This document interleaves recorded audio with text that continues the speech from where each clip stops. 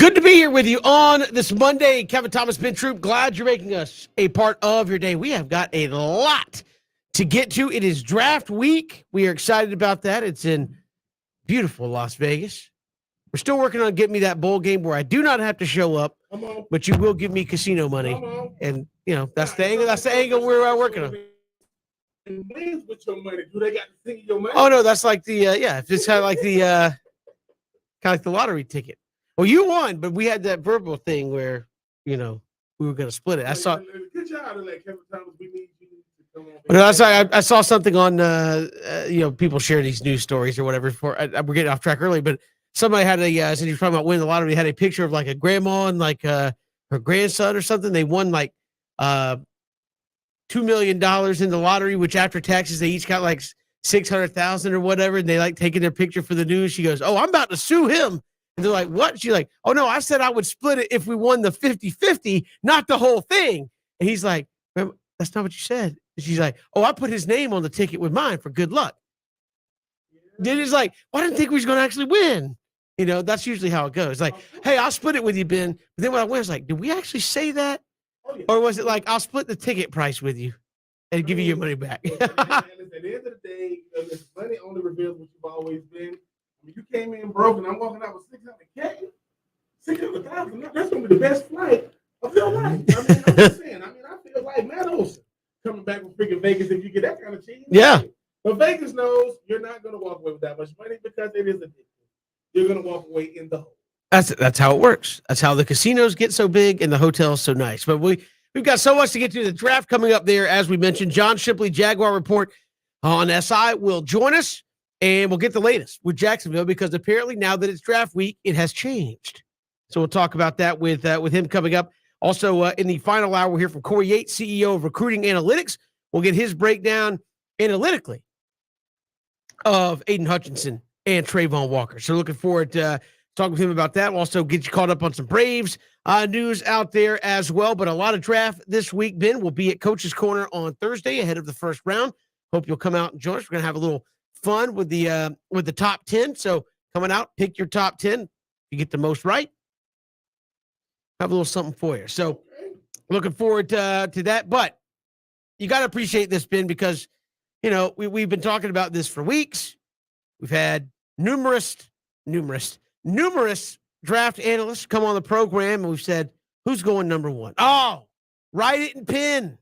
It's Aiden Hutchinson. You know, it's Aiden Hutchinson. What about you? Oh, it's Aiden Hutchinson. Oh, yeah, there's really no way. What about Evan Neal? No, there's really no way. They're going to go Aiden Hutchinson. They like defensive end. I know Balky likes Trayvon Walker a little bit. But he's got Q Monday of the draft, Ben. Now, the betting favorite for number one pick overall is, it's not Aiden Hutchinson. It's Trayvon Walker out of Georgia. Now to go number one. What changed? Like, honest to God, BJ has asked this in the past. I asked, like, for months, it's been Aiden Hutchinson going to go to Jacksonville. They love him. They like his makeup. He's a defensive end or an outside linebacker, however you want to classify him, and they love his makeup. He can help them get better. Now the draft's coming up on Thursday, and well, now Trayvon Walker's number one. So what changed? What changed from Friday to Monday? I mean, the draft sounded more like a deposition, and people are scared to not tell the truth on the oath or something. I don't know, Kevin. I think this is what made the draft what it is. As much as you think you know, right? The draft used to be, they'll tell you who the number one pick is, like with 2 or 3 days before the draft, it's going to be so-and-so, and then you start trying to put it together. It's the Jags. The Jags are becoming more diva-ish over the years because it's not happening on the field, right? So we back-to-back number one overall picks. We obviously get out pick a little because we got pick number one. As you mentioned, Kevin, at one point, it's Evan Neal. Then it comes out Cam Robinson, gets franchise tag. Okay. It's Aiden Hutchinson. Clear cut. 6'6", 265. You know, I mean, Big Ten player of the year, all these clear cut. It's Trayvon Walker. Why? Have you seen how beastly he is? And, you know, I mean, I'm just saying his ceiling is like, now we don't know. We really, really don't know. Jacksonville is playing with our emotions. They really, really are. I mean, and the people that's backing it up, I mean, everybody on Twitter today that's a draft analyst, Kevin. I mean, Tom Mache is saying this. Mel Kiper saying that. Coming out of the Jags wire and all these other type of things. We have no clue what's going to happen Thursday because I heard some rumors that Cam Robinson might be, working on a long-term deal. So does that completely rule Evan Neal out? We don't know. Javon Walker is the most intriguing player in this draft because he went from a late first to mid first to potential number one. Potentially, he's going to be the number one pick. He will be the highest drafted defensive player in Georgia history, whether he goes 1, 2, or 3. I think Champ Bailey went like number 4 or 5 back in like 98. But Kevin, this is why we watch, right? Because this is the thing. We really have no vested interest in this thing outside. We're going to all the oohs. This is going to be the ooh-ah fest. But Sure. if you are a one Aiden Hutchinson, you saying to yourself, well, what did I do wrong? You didn't do anything wrong, Aiden. You just peaked too early. When I say peak, there was mentioning your name too early, because this is what I would say. If Javon Walker was a clear-cut number one, we were saying that it's Aiden Hutchinson. They think he's going to – I think that's what make the number one overall pick in the National Football League. I mean, in the draft, Kevin, the football – I think that's what makes it so intriguing because we don't know. If it's not a quarterback, it's anybody. Like, if it's not a QB, it could be anybody. So, for my money, I think it's probably going to still end up being Aiden Hutchinson. But this is Javon Walker. I ain't mad at you, sir. I mean, the measurables through the roof, but I know we're going to get, I know we're going to get the Corriers later on and talk about, like, breaking. Because, Kevin, when you get to breaking it down, it's really, really small. Average time to get off a block, one is like 2.8 seconds, the other like 2.9. It's just crazy. It's really going to come down to this. Who do you think can help your team right now? Who has the biggest upside, and who we're going to look, because we look back 3-4 years after the draft, and how many is it all pros versus Pro Bowls, or is it helping you get the playoff games and potential Super Bowls? So we'll see. But if you are the one University of Georgia, you are loving all of this, because while we talking about Trayvon Walker potentially being number one overall pick, how many first rounders you think even going to come out of University of Georgia when all said and done? Yeah, quite a few at the end of the day. And look, I think it's amazing how the draft rolls and flows when you lead up to it.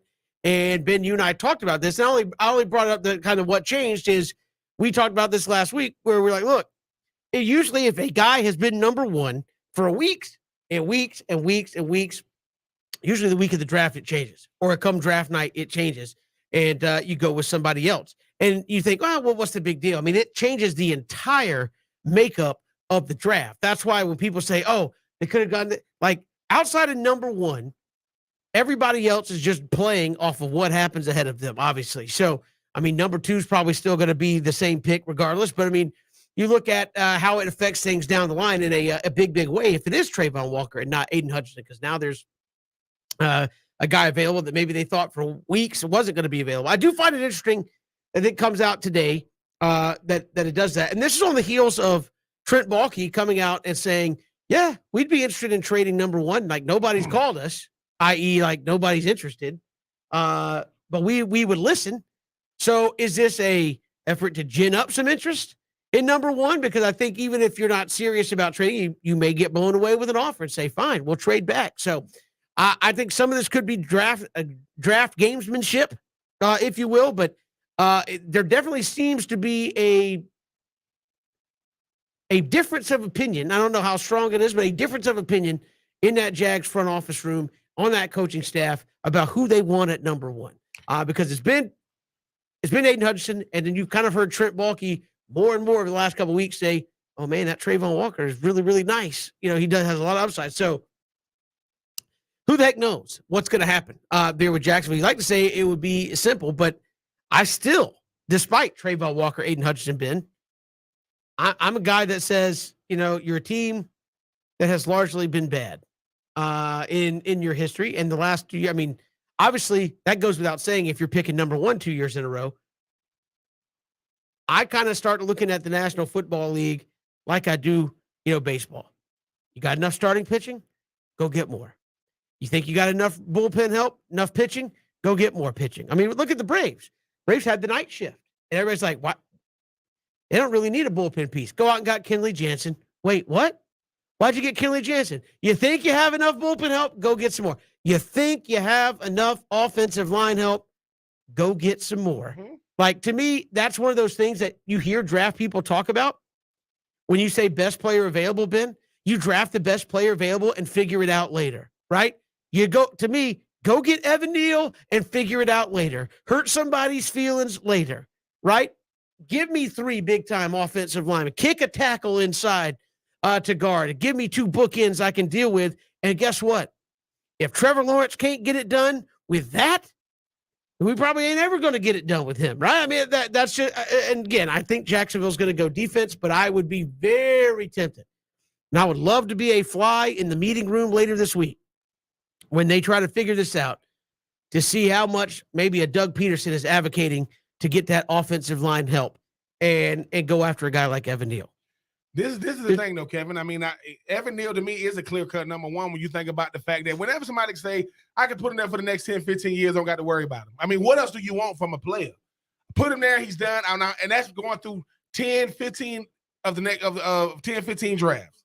But this is why I think Aiden Hutchinson is really being looked at, that people don't want to talk about. I went up and looked up the defensive rookie of the year the last 6 years. 5 of the last 6 years, it came from the Big Ten. 2016, Joey Bosa. 2017, Marshawn Lattimore, Ohio State. 2019, Nick Bosa. 2020, Chase Young. 2021, Micah Parsons. Now, if you don't think that kind of stuff has a big, because here's the thing, when they say, I got to say this too. This is something me and BJ talk about. Stop comparing white guys to white guys and black guys to black guys when it comes to the comparison. Oh, man, when I look at Aiden Hutchinson, I said, you see Bosa? Yeah. Now, Bosa was, black. It'll be Chase Young. We need to no. You either can play or you can't play. Aiden Hutchinson has benefited from that. They think, hey, man, he's going to be the next. Well, I don't know what the Bosa's brothers, his mom and dad, they just breeding beasts right there. Chase Young is a black Thor. If you've ever seen him, he got the blonde dreads, about 6'6", right? Marshawn Lattimore has been lights out since he got obviously to New Orleans, and Micah Parsons. I mean, if he just played defensive end last year, probably would have had 20 sacks. I like Aiden Hutchinson, but Aiden Hutchinson, just like a Travon Walker, they were both late bloomers. Now, I think they both benefited from those guys around. I'm not mad at either one of them, but at the end of the day, Kevin, when you got the height, when you got the size, when you got the brand, you're gonna get a look. But at the end of the day, Evan Neal is all of 350 pounds. He don't look. If that's 350, I mean, it don't look it. But Kevin, like you said, the same reason why they draft you will be the same reason that if you don't pan out, you say, well, he was a late bloomer. Don't trust Ty Mache. Definitely don't trust Mel Kiper. Trust Kevin Thomas. He will get you right every time. Yeah, I'm the guy that advocated not drafting Matt Ryan, by the way, for the Falcons. Defensive tackles out of LSU looked real good. Nope. I looked a little silly on that. But no, look, the draft's an inexact science, but to me, given the way the National Football League is going, yep. I get you want to get after the quarterback, but you just drafted Trevor Lawrence, number 1. I give him every reason to succeed. Yes. Whether that be putting guys in front of him to block, yes. Whether that be wide receivers to catch the ball or running backs to run the ball. I will gladly lose games in year 2, 42-38. It means that Trevor Lawrence is being successful and moving forward, and I will figure out the defense after that. Just me. That's why I'm not an NFL head coach. That's why nobody's knocking on my door saying, hey, you want $6 million to coach? Nope. You didn't want to take Matt Ryan. Yeah, my bad. Glenn Dorsey would have been an excellent pick, though, by the way. Yeah. I'm just saying, no one saw Matty Ice being what he became, but we fell in love with Matty Ice. If Matty Ice played for the Saints, we would hate his guts. Did Glenn Dorsey even make it like 5 years in the league? I think he made about 6 or 7 years. I mean, I know he went into the College Football Hall of Fame recently, but I mean, Kevin, it's a crapshoot, man. For everybody that makes it, there's a bunch of guys that don't. The same when I was coming out back in 2004, the guy that was helping me go through the draft process for the interview and said, Ben, don't take what I say. Take what I say with a grain of salt. Why? He said, because I said that Brett Favre will not play a down of football in the NFL. And for a long time, it looked that way. And then he goes to Green Bay, and the rest is history. He wasn't getting on the field in Atlanta. I think he still has the best stat line ever. Correct me if I'm wrong, Ben, but isn't Brett Favre's Atlanta stat line 0 for 1 with an interception? Yep. Like that, his one pass was picked up. He was giving you a preview of what was going to come. Brett Favre, to me, listen, Brett Favre is the ultimate gambler because he bet on himself every time. His last play I remember was Minnesota versus, I want to say, the Saints, and he threw crossbody, which you don't do. Pick, game over. Gotta love Brett Favre. Hey, sometimes you bet big, you win big. Sometimes you lose big. We got more to come here on 3 and Out. We'll talk about Travon Walker. Could he be that number 1 pick? And John Shipley, Jaguar Report, will join us coming up in about 20 minutes. We'll get his thoughts on maybe some movement there at the top of the Jacksonville draft board. It's 3 and Out on the Southern Pigskin Radio Network.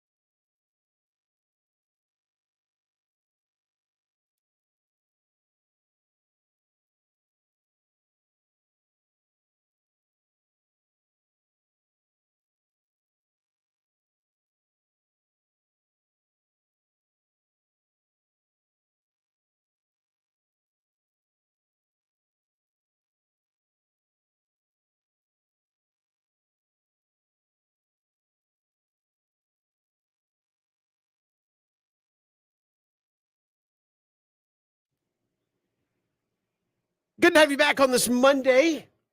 Draft coming up starting Thursday, Friday, Saturday. Trayvon Walker now been the odds-on favorite, betting-wise, to be the number one pick. We'll chat with John Shipley of Jaguar Report on SI coming up in just a little bit to talk about that specifically. But Trayvon Walker, heard Mike Greenberg say he's one of the lesser-known guys on Georgia's defense. I think, you had, Jordan Davis was, 6'7",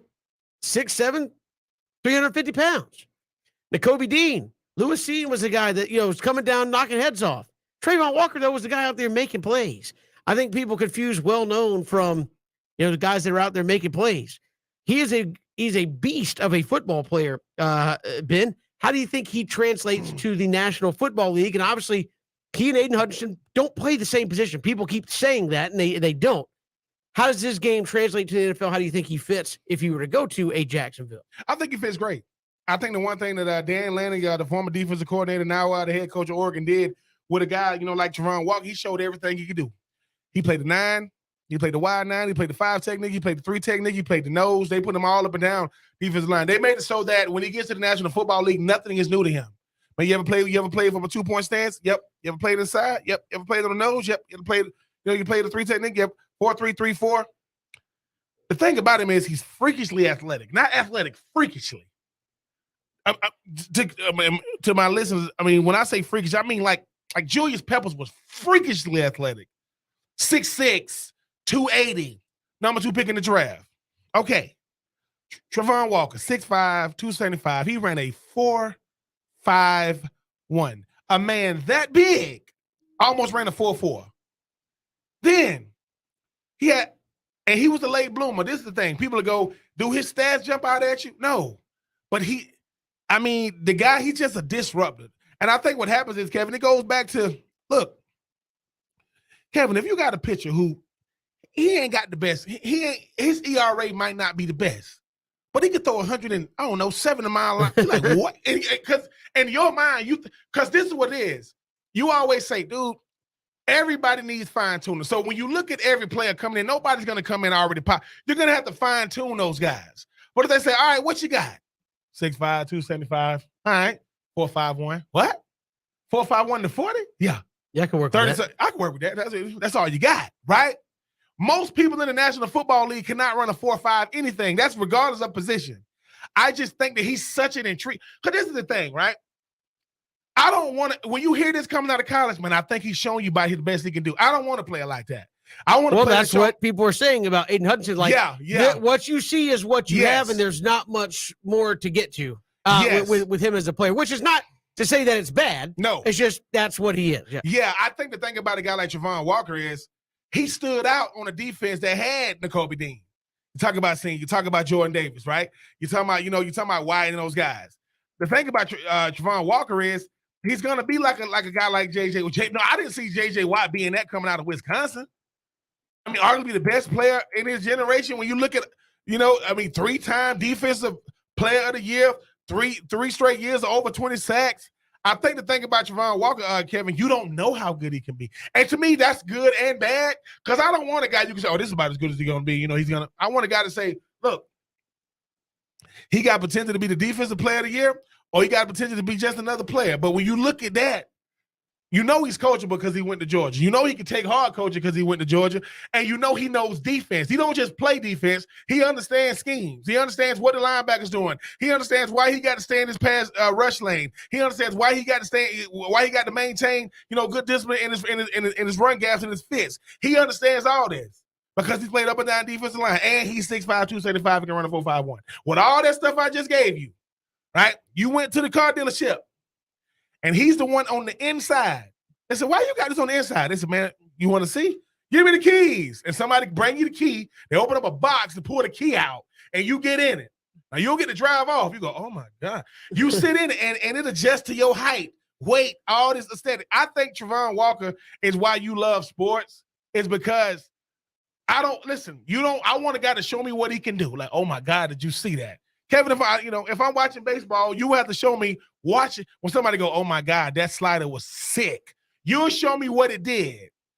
That's what Trayvon Walker's doing this. There's a play. Trayvon Walker's rushing. They throw the ball to the back. They throw the ball out to the receiver. The receiver is running past the defense. You see Travon Walker run him down from the other side of the field and make the play. That is what you want. So now he's showing effort, right? Effort, athleticism, gifts, talents, quote, intangibles. He has it. And he went to the University of Georgia, who just won the national championship and on a historic defense. Hey, man, I think you got to give him a shot, because if you don't get him and he goes to your division, like I said, Carolina, they got Cam Newton in #1 overall pick, who went #2, Von Miller. And when they met each other, Von Miller was a Super Bowl MVP. Cam got regular season MVP. Von got Super Bowl MVP. All I'm saying is both of them are going to definitely be Hall of Famers, but it just, you got to pick your poison. I think for me, Kevin, the more I talk about Travon Walker, for him, he going to have to play how he look. He looks like a guy that dominates. He's going to have to do that, but it's hard to live up to the #1 overall pick. But if he's going to be that, man, he definitely looks the part, sound the part. Can he be the part? Yeah. And again, I think a lot of people said, hey, there's a guy that, as you said, gives you a little diversity in what he's able to do. Aiden Hutchinson, you know what he is, right? He's going to come in. He's going to go get after the quarterback. That's what his job is. What will the Jaguars do at #1? We'll put that thought to John Shipley coming up on the Jaguar Report when we return. This is 3 and Out, all across the Southern Pigskin Radio Network.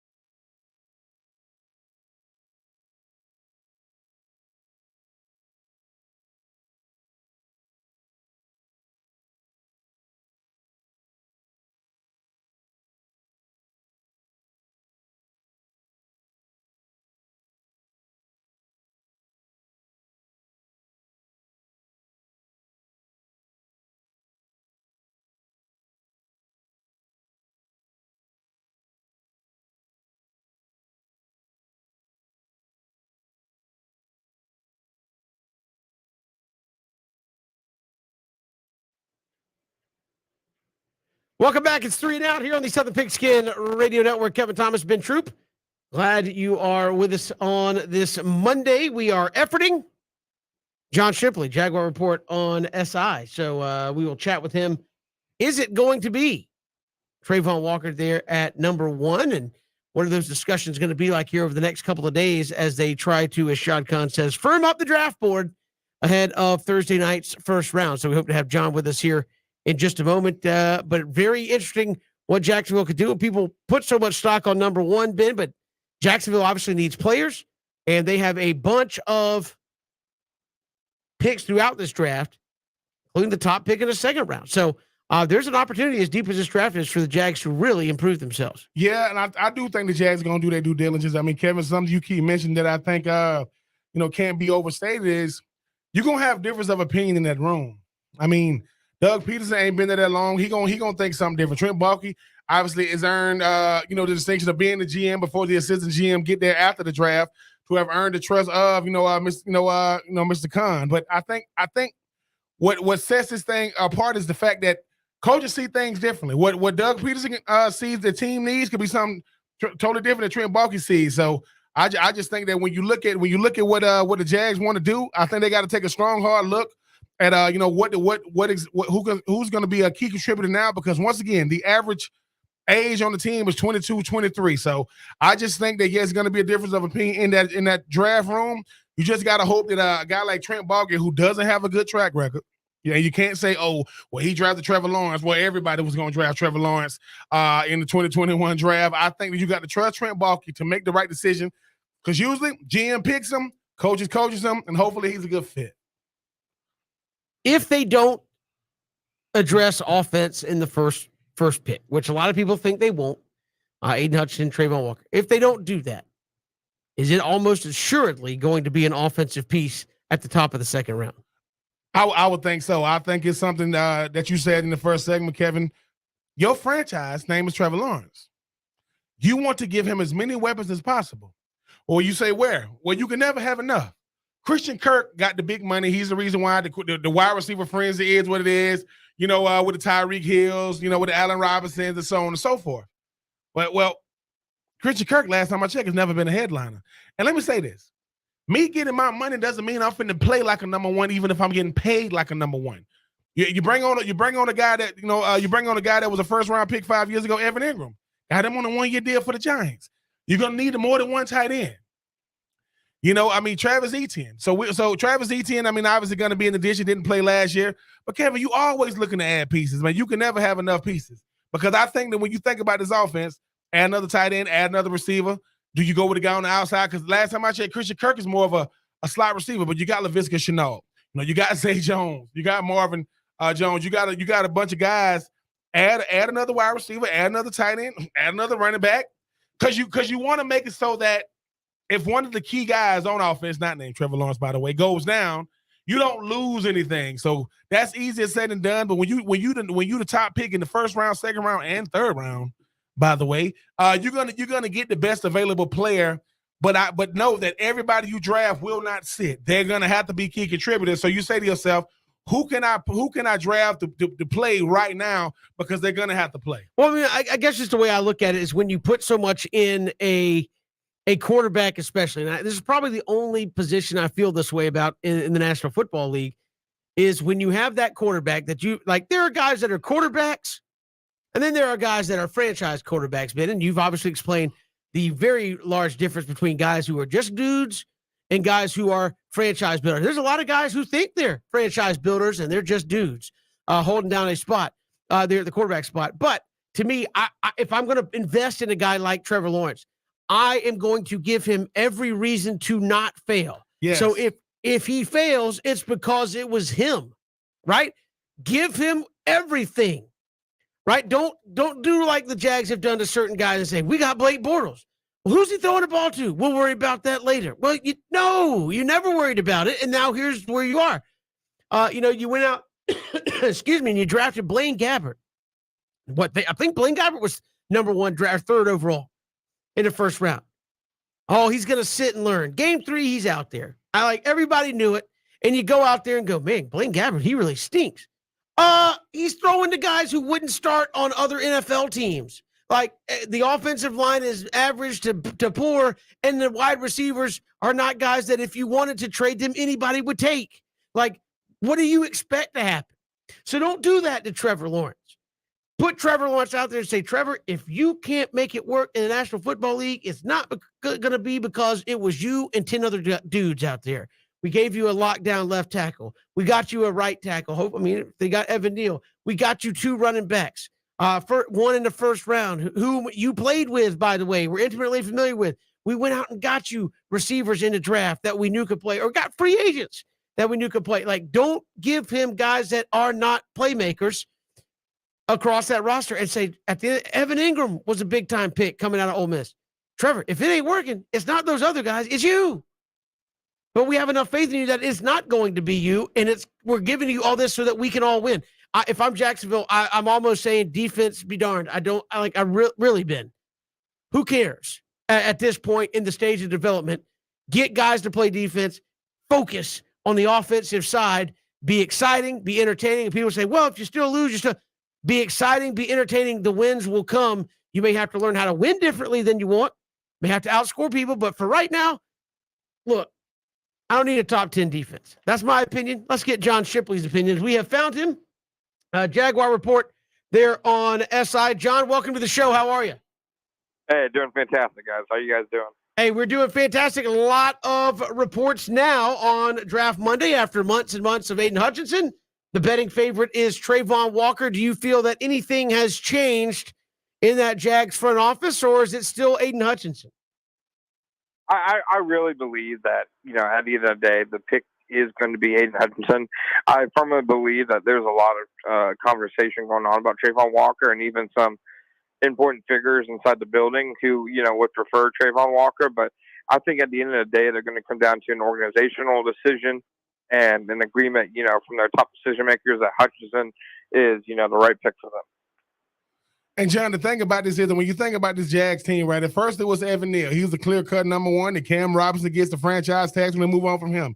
Then you hear about a guy like, Aiden Hutchinson that got all the measurables. Definitely played extremely well for that Michigan team down the stretch. And then you look at a guy like Travon Walker, who's, 6'5", 275, running the 4.51. In your opinion, I know the number one pick is going to be the most highly scrutinized pick, no matter who it is or what they do.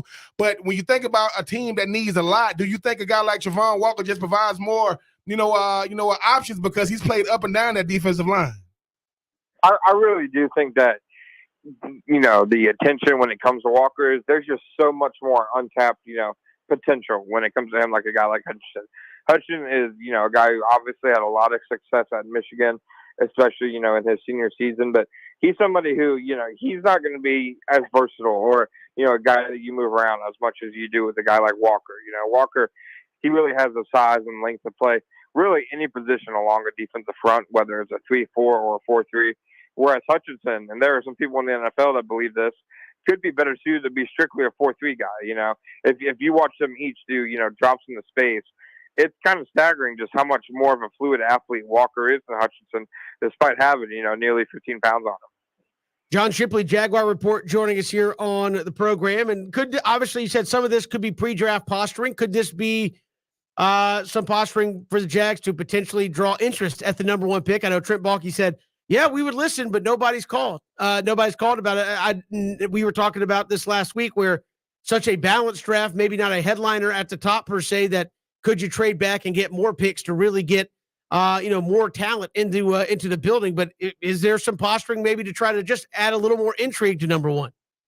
I do think in an ideal scenario, the Jaguars would love to trade down from number one. They obviously had the number one pick last year, and trading down from last year's number one pick was non-negotiable because you're staring at Trevor Lawrence in the face. But then this year, they probably have a number of guys who are graded pretty closely, at that top overall spot, because that's just the kind of class this is. The first 10 picks, you're going to see a lot of edge rushers and a lot of offensive linemen drafted because they're all graded, pretty close and similarly to one of another. So I think when you have a class like that, it's only natural to want to move down and get more picks. So I do think in an ideal scenario, that's what they would be doing. It's just, I really don't think that, we're going to see a trade in the first, 6, 7, or even 8 picks in the draft just because I don't think there's really a demand from teams wanting to move up. To that end, John, just a quick follow up. If they traded back, what's the likelihood they could still get Aiden Hutchinson, even if they move back 4 or 5 spots? I really think Hutchinson is off the board in the first 2 picks. I think if he doesn't go number 1 to the Jaguars or, any other team in this scenario, a team that trade up, I think he's, a firm lock to the Detroit Lions at number 2. So to me, the only real chance the Jaguars have of getting a guy like Hutchinson is at number 1. Whereas I think if you move back, I think guys like Kayvon Thibodeau come into the conversation. Evan Neal, Charles Cross, Ikem Ekwonu, if he's still on the board. If they move back and Ekwonu was still on the board, I think they would, sprint to the podium to make that selection. And John, and when you think about the draft, it's obviously, all about trends. When you look at 5 of the last 6 defensive rookies of the year, I mean, they came from the Big Ten. Marshawn Lattimore, Joey Bosa, Nick Bosa, Chase Young, Michael Parsons last year. How much of that helps a guy like Aiden Hutchinson? Because it's a copycat league. You look at how well these guys have transitioned from their rookie years, especially the Bosas with Chase Young coming off an injury. How much did that help a guy like a Hutchinson? Yeah, no, I think it's absolutely huge because, like you said, the NFL is a copycat league. So I think, maybe if this was a few years ago, I think there'd maybe be more, hype around an offensive lineman and go number 1 overall. But, that's just not something we've really seen. We haven't seen that all since 2013. Otherwise, it's been defensive end, it's been quarterback. So I just think the recent trend and how the NFL is going is, it's all about either, the guys who throw and catch the ball or the guys who are getting after the guys who throw and catch the ball. So I think that's just the nature of where the NFL is going at today, and the Jaguars are going to be, the next team to kind of follow that. John Shipley, Jaguar Report, joining us here on 3 and Out. John, top pick in the 2nd round. What do you think? With so much focus at number 1, and everybody's talked about how deep this thing is. What are the Jags looking at there at the top of the 2nd, top of the 3rd, to try to add to this roster? Yeah, no, I think that there's a lot of options that they could really have. I think, for one, there is the fact that, linebacker is a major, need on the roster. They had several guys who played significant snaps for them last year at linebacker. Go ahead and move on this offseason, whether it's, a guy like Miles Jack, a guy like Amian Wilson, and Dakota Allen. So I think linebacker, Quay Walker, Christian Harris, names like that could make sense. Then offensive line, I think, they don't go offensive line at 1. I think that could be a compromise. Doug Peterson, hey, we might have not taken your lineman at 1, but here's a chance to get, another guy that's really talented. I think, Tyler Linderbaum at center and Tyler Smith at either tackle or guard. I think those are 2 guys that make a lot of sense. And John, when you think about this Jags team, obviously going number one overall back to back is something that just doesn't happen. Especially when you think about got teams like Detroit, who is picking number 2. They get Aiden Hutchinson. You talk about guys they can quality depth they can get in the 2nd, 3rd, and the latter rounds. Very, very young team, 2021 and 2022, adding a guy like hopefully Travis Etienne at the running back position. Can this team compete in 2022? Yeah, I mean that's absolutely the $1 million question, and I think that if you're asking the Jaguars, they're not a team that's saying, "Hey, we're okay with not really doing anything this year and improving in the next couple of years for the long haul." I really think the Jaguars, would obviously prefer to have this thing kick-started. I'm not sure if the roster is quite there yet. To me, if you sign 7 or 8 free agents in the first 2 days, and then you're looking at likely making 12 draft picks over this week, I think that shows you just how far off their roster is. So I do think they'll be better simply because of the coaching change, but I don't think they'll be good enough to really compete next year. John Shipley joining us here on 3 and Out. John, to that end, obviously varying teams have different approaches to the draft based on how the roster looks and all that. How many of these guys are the Jags looking at to start year 1 that they acquire in this draft? Obviously, the 1st round pick is going to be, but how deep into that draft are they looking at guys that they feel like could start or play a significant amount of snaps? Yeah, I mean, when you look at their draft picks, they hold 12 picks, but overall, only 4 of those picks come in the top 100. All 4 of those are in the top 70. They have the 1st and 2nd round pick kicking off each round, and then they have picks number 65 and pick 70. I think those 4 picks are where they're going to want to get those instant contributors from. And later when you get later on in the draft, rounds 4, rounds 5, I think that's where you look to shore up your depth. Maybe get some guys for down the road, but I think really ideally the first 4 players they pick, they will see as guys who will either start or at the very least compete to start right away. Having a guy like Doug Peterson there is definitely going to help. And when you think about just stabilizing this entire franchise with everything they had to deal with last year with Urban Meyer, Chris Dodd, Tim Tebow to name a few. How much going into this draft? Because I know that Trent Baalke is the GM. I heard some rumblings they might be getting an assistant GM coming from San Francisco. Deebo Samuel is a very, very disgruntled customer in San Francisco. Is there a shot that if they get the GM or assistant GM coming behind Baalke from San Francisco, that maybe Deebo Samuel's name would come up in maybe a trade for the draft? Yeah, no, I think there definitely have been some people, connecting the dots, especially if the Jaguars end up hiring, Ethan Waugh as assistant GM, which ESPN floated out there. I believe it was last Thursday. That's a potential thing that could happen after the draft. But I don't think the Jaguars, who they thought really, paying Amari Cooper's contract was too much. They were a team that they saw the Tyreek Hill deal, and they didn't want any part of that. So I just think after the additions that they made at wide receiver this offseason, even if Deebo Samuel would be far and away their best player on offense, I just don't think the Jaguars are in the market to make that kind of big move for a receiver, especially after everything that they've done this offseason. John Shipley, Jaguar reporter, our guest here on 3 and Out. John, appreciate the time. Thanks so much. Hey, thank you guys. Appreciate it. And the Jaguars going to be on the clock first up on Thursday. We've got more to come. 3 and Out on the Southern Pigskin Radio Network.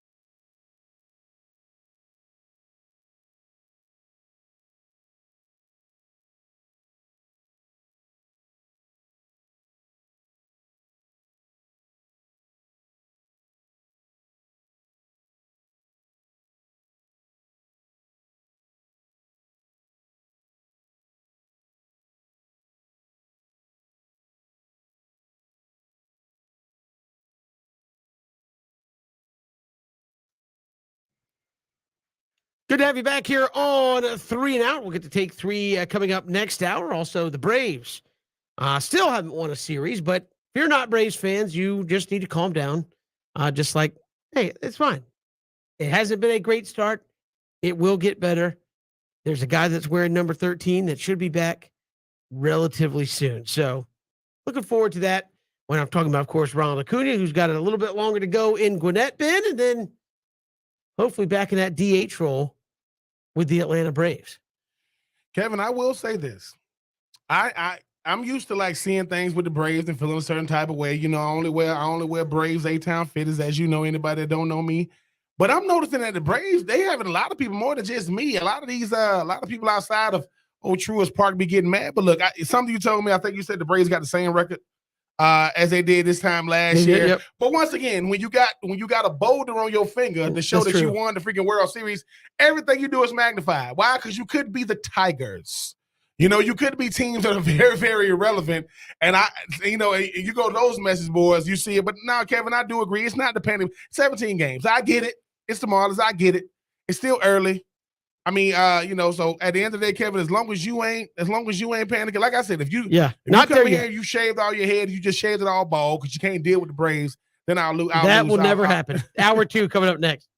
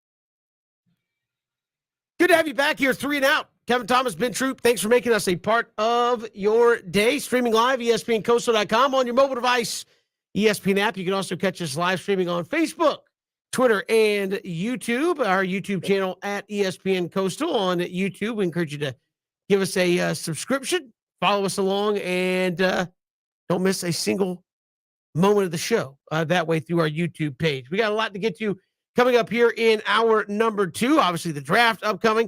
Look at the Braves, who still haven't won a series. And, of course, more draft talk still to come as Corey Yates will break down the analytics of Aiden Hutchinson v. Trayvon Walker, CEO of Recruiting Analytics. So looking forward to having him on the program. That being said, Ben, let's take 3 here on 3 and Out. All right, take 1, Ben. Georgia Southern had their spring game this weekend. They put up 79 combined points in the ball game. I think the winning team had 51. Are you buying an offensive explosion from Georgia Southern here in 2022? I am. And the reason why I'm buying it, Kevin, is if I'm not mistaken, I think they got the former offensive coordinator for Western Kentucky. If you had a chance to see what they put up, I mean, they putting up big numbers. And Kevin, you said this. You said, look, man, you're going to have to do something offensively to get this fan base, because obviously you're going to get away from the triple, going to get away from the option.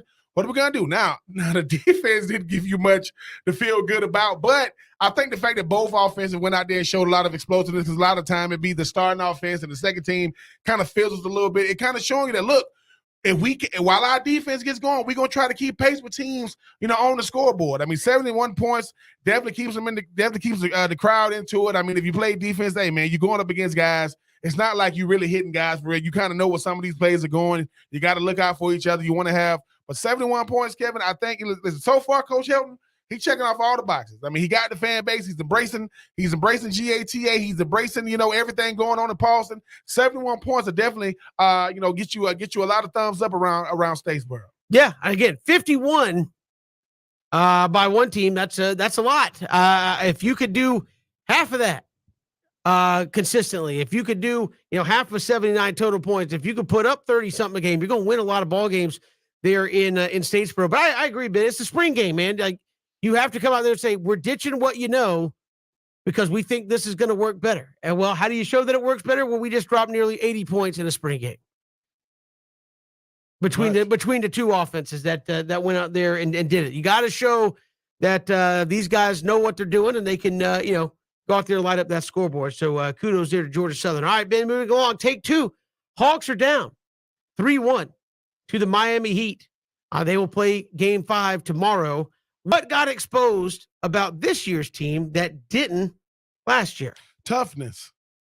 That when I look at this year's team, is last year was a scrappy bunch, Kevin, that was playing kind of like with that moniker of, okay, man, Lloyd Pierce is gone. You add Coach McMillan. You understand that we're a very, very young team we always gonna be scratching the claw for respect in the East that's led by Milwaukee, that's led by Miami, that's led by everybody not named the Hawks. And I think last year, Kevin, they was playing with that backs against the wall mentality of, we're gonna force you to respect us game in and game out, whether we up or down in the series. We're gonna force the best out of you. I think this year, the one thing I got about a team like Miami and Jimmy Butler and company, they, and the one thing they got exposed is they're not responding. I mean, I think when they down 2-0, then they get a big win in Game 3, and people are like, okay, man, maybe they can try to tie this thing up. And Jimmy Butler and company go out there and show. Jimmy Butler saying, all right, I've never ever been a superstar like a guy like Trae Young, but I am a headliner. They're proving this. They're proving this year to show, their lack of focus sometimes and their lack of just details. I understand they're a good team. I understand they can play with the best of them, but you got to prove it. No one saw this team coming from, losing to the eventual, world champs in Milwaukee, going to the Eastern Conference Finals to potentially being bounced in round 1. I just think that for me, Kevin, is toughness, is attention to detail, and hey, man, you got to grow up. Everybody's young, 24, 25 years old. You got to go out there and show you have staying power. What has got exposed this year is, Coach McMillan did a good job for a filling role after Lloyd Pierce. As far as like him being the main guy, they're going to have to show they're not just a flash in the pan.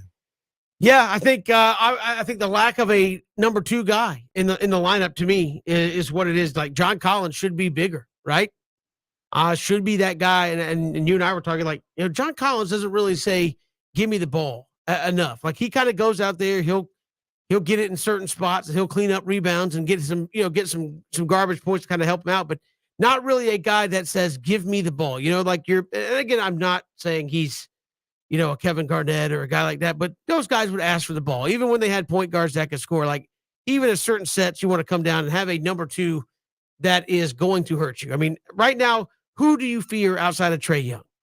Because right now, Trae Young's the guy distributing the basketball as well. So it's like, if we can stop Trae Young, who's he going to get the ball to? And if we can control who he gets the ball to, we can control them a little bit. Now, to me, that's been the biggest thing to me, man, is that there's no second option consistently night in and night out that scares anybody.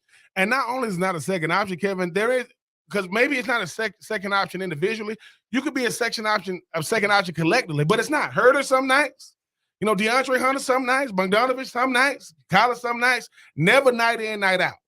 It's almost like I think that's like the one thing that's not appreciated enough. If I got a guy in Trae Young who I know he means so much, not just scoring the basketball, you're talking about getting guys open, distributing the basketball, getting his teammate open looks. You got to hit those open looks. He's the smallest guy on the court. Every single time he's out there, and he plays like he's 7 feet. Yet Collins, who's almost 7 feet, sometimes he's not on the court. So I do think that they thought that, hey man, we was really good last year. We could flip a switch this year. Now when you got teams, that's saying, look, man, we want to be the next face of it. Teams want to have what Golden State had. They realize that LeBron is missing the playoffs. They want to be able to say this is a LeBron-less playoffs. And yet, Trae and company about to go home. I just think for me, Kevin, you're right. Lack of toughness, lack of just attention to detail, no solid number two. And unfortunately, this year, they underwhelmed, man, because it's like when you don't have expectations for Atlanta, they go out there and, supersede them. But when you do, they underwhelm. And I think for me, Kevin, in the East, that's getting only getting competitive year in and year out. I think this team is, very, very disappointed, not just for being a Hawks fan and just obviously covering the Hawks, but I think around the NBA, people expecting more from them. All right, moving on, Ben. Take 3, Shad Khan, who is the owner of the Jaguars, says they will firm up their draft board on Wednesday ahead of the draft. You would hope it might have been firm. You have the number 1 pick. You'd hope it had been firmed up maybe before Wednesday, but they will firm up their draft board Wednesday in a meeting with Trent Baalke and Doug Peterson. Who wins out, the coach or the GM? One obviously likes Trayvon Walker. I think Doug Peterson would really love to go offense, but who wins out in firming up that draft board? I think Trent Baalke wins out this year, and they're going to see just how better the team is with a guy like Doug Peterson. Doug Peterson goes out and he's competitive this year. Because I don't know no other team trying to go out and get no assistant GM. That would be the Jags. Now, does it really matter if you get an assistant GM if he gets him after the draft? I mean, I understand that you got to have a GM to make sure you're keeping guys, who's available. Unless he's a GM in waiting. Yeah, and let's call it what it really is. The one guy is getting it because of his position and loyalty. Trent Baalke is GM. He's been there the longest. But Doug Peterson, former Super Bowl champ. So I think this year, Kevin, just to keep kind of the building intact, Baalke's going to win. But that Baalke pick better go out there and show up, because if not, he already bringing in, like I said, a potential GM, coming from San Francisco. But I just think that Baalke does win out this year. It's always scary to me when you got to have assistants that usually don't have assistants. I ain't never heard no assistant GM. I ain't never heard no assistant president. When it comes to these organizations, you got a president, you got a head coach, you got an owner, you got a GM. What are you? I'm the defensive coordinator. What are you? I'm the assistant defensive coordinator. What are you? I'm the OC. I'm the assistant OC. No, I'm an assistant coach and head coaches. I got that. I got the head trainer and assistant trainers. I'm not the assistant head trainer, because then it's going to be the assistant to the No. Trent Baalke will win out this year, Kevin, but just like I know, the only person who has confidence, real confidence in Trent Baalke is Mr. Khan. That's it. Everybody else is manufactured. They don't got if you a Josh Allen, you have now you appreciate, him drafting you, but you look at all the other things they did. So I think that Baalke wins in 2022, 2023, depending on how they finish in 2022, it will be probably Doug Peterson and company. I mean, again, I far be it from me to tell somebody in professional sports to set their ego aside, because I think, Ben, sometimes people say they don't, but if you're in a power position, you got egos. Yeah, of course. Right? You don't become like people are, kind of dumbfounded sometimes. You're like, Nick Saban's a type A. Every college head coach is kind of a type A personality, at least at a lot of major programs. Are you really surprised? Do you think anybody at a NFL head coaching level is not a type A? Like, I want to be in control of everything. Yes. Of course they are. That's how they got there. Yes. Doing that. Same with GM, same with owners, same Of with course. Of all course. that. And so it's like, of course. who wins out? To me, somebody needs to set their ego aside, and it probably is Trent Baalke, and say, listen, we went out and hired a coach who won a Super Bowl. We did that for a reason, because the last guy I hired turned us into a sideshow and a laughing stock and an embarrassment, and we had to fire him before the season was over. Maybe we hired the guy that won a Super Bowl. Did he win a Super Bowl by fluke? Did he win a Super Bowl by accident? Did he win a Super Bowl because he's a good coach and knows what he needs to be successful? Maybe. I know nobody wants to get fired, but maybe you listen to that guy when it comes to putting his team together. And I'm not saying that a head coach is right every time, but when you say, hey, we want to be an offensive-based team, you're an offensive coach. What do you need? And at the end of the day, if I say I gave him what he wanted,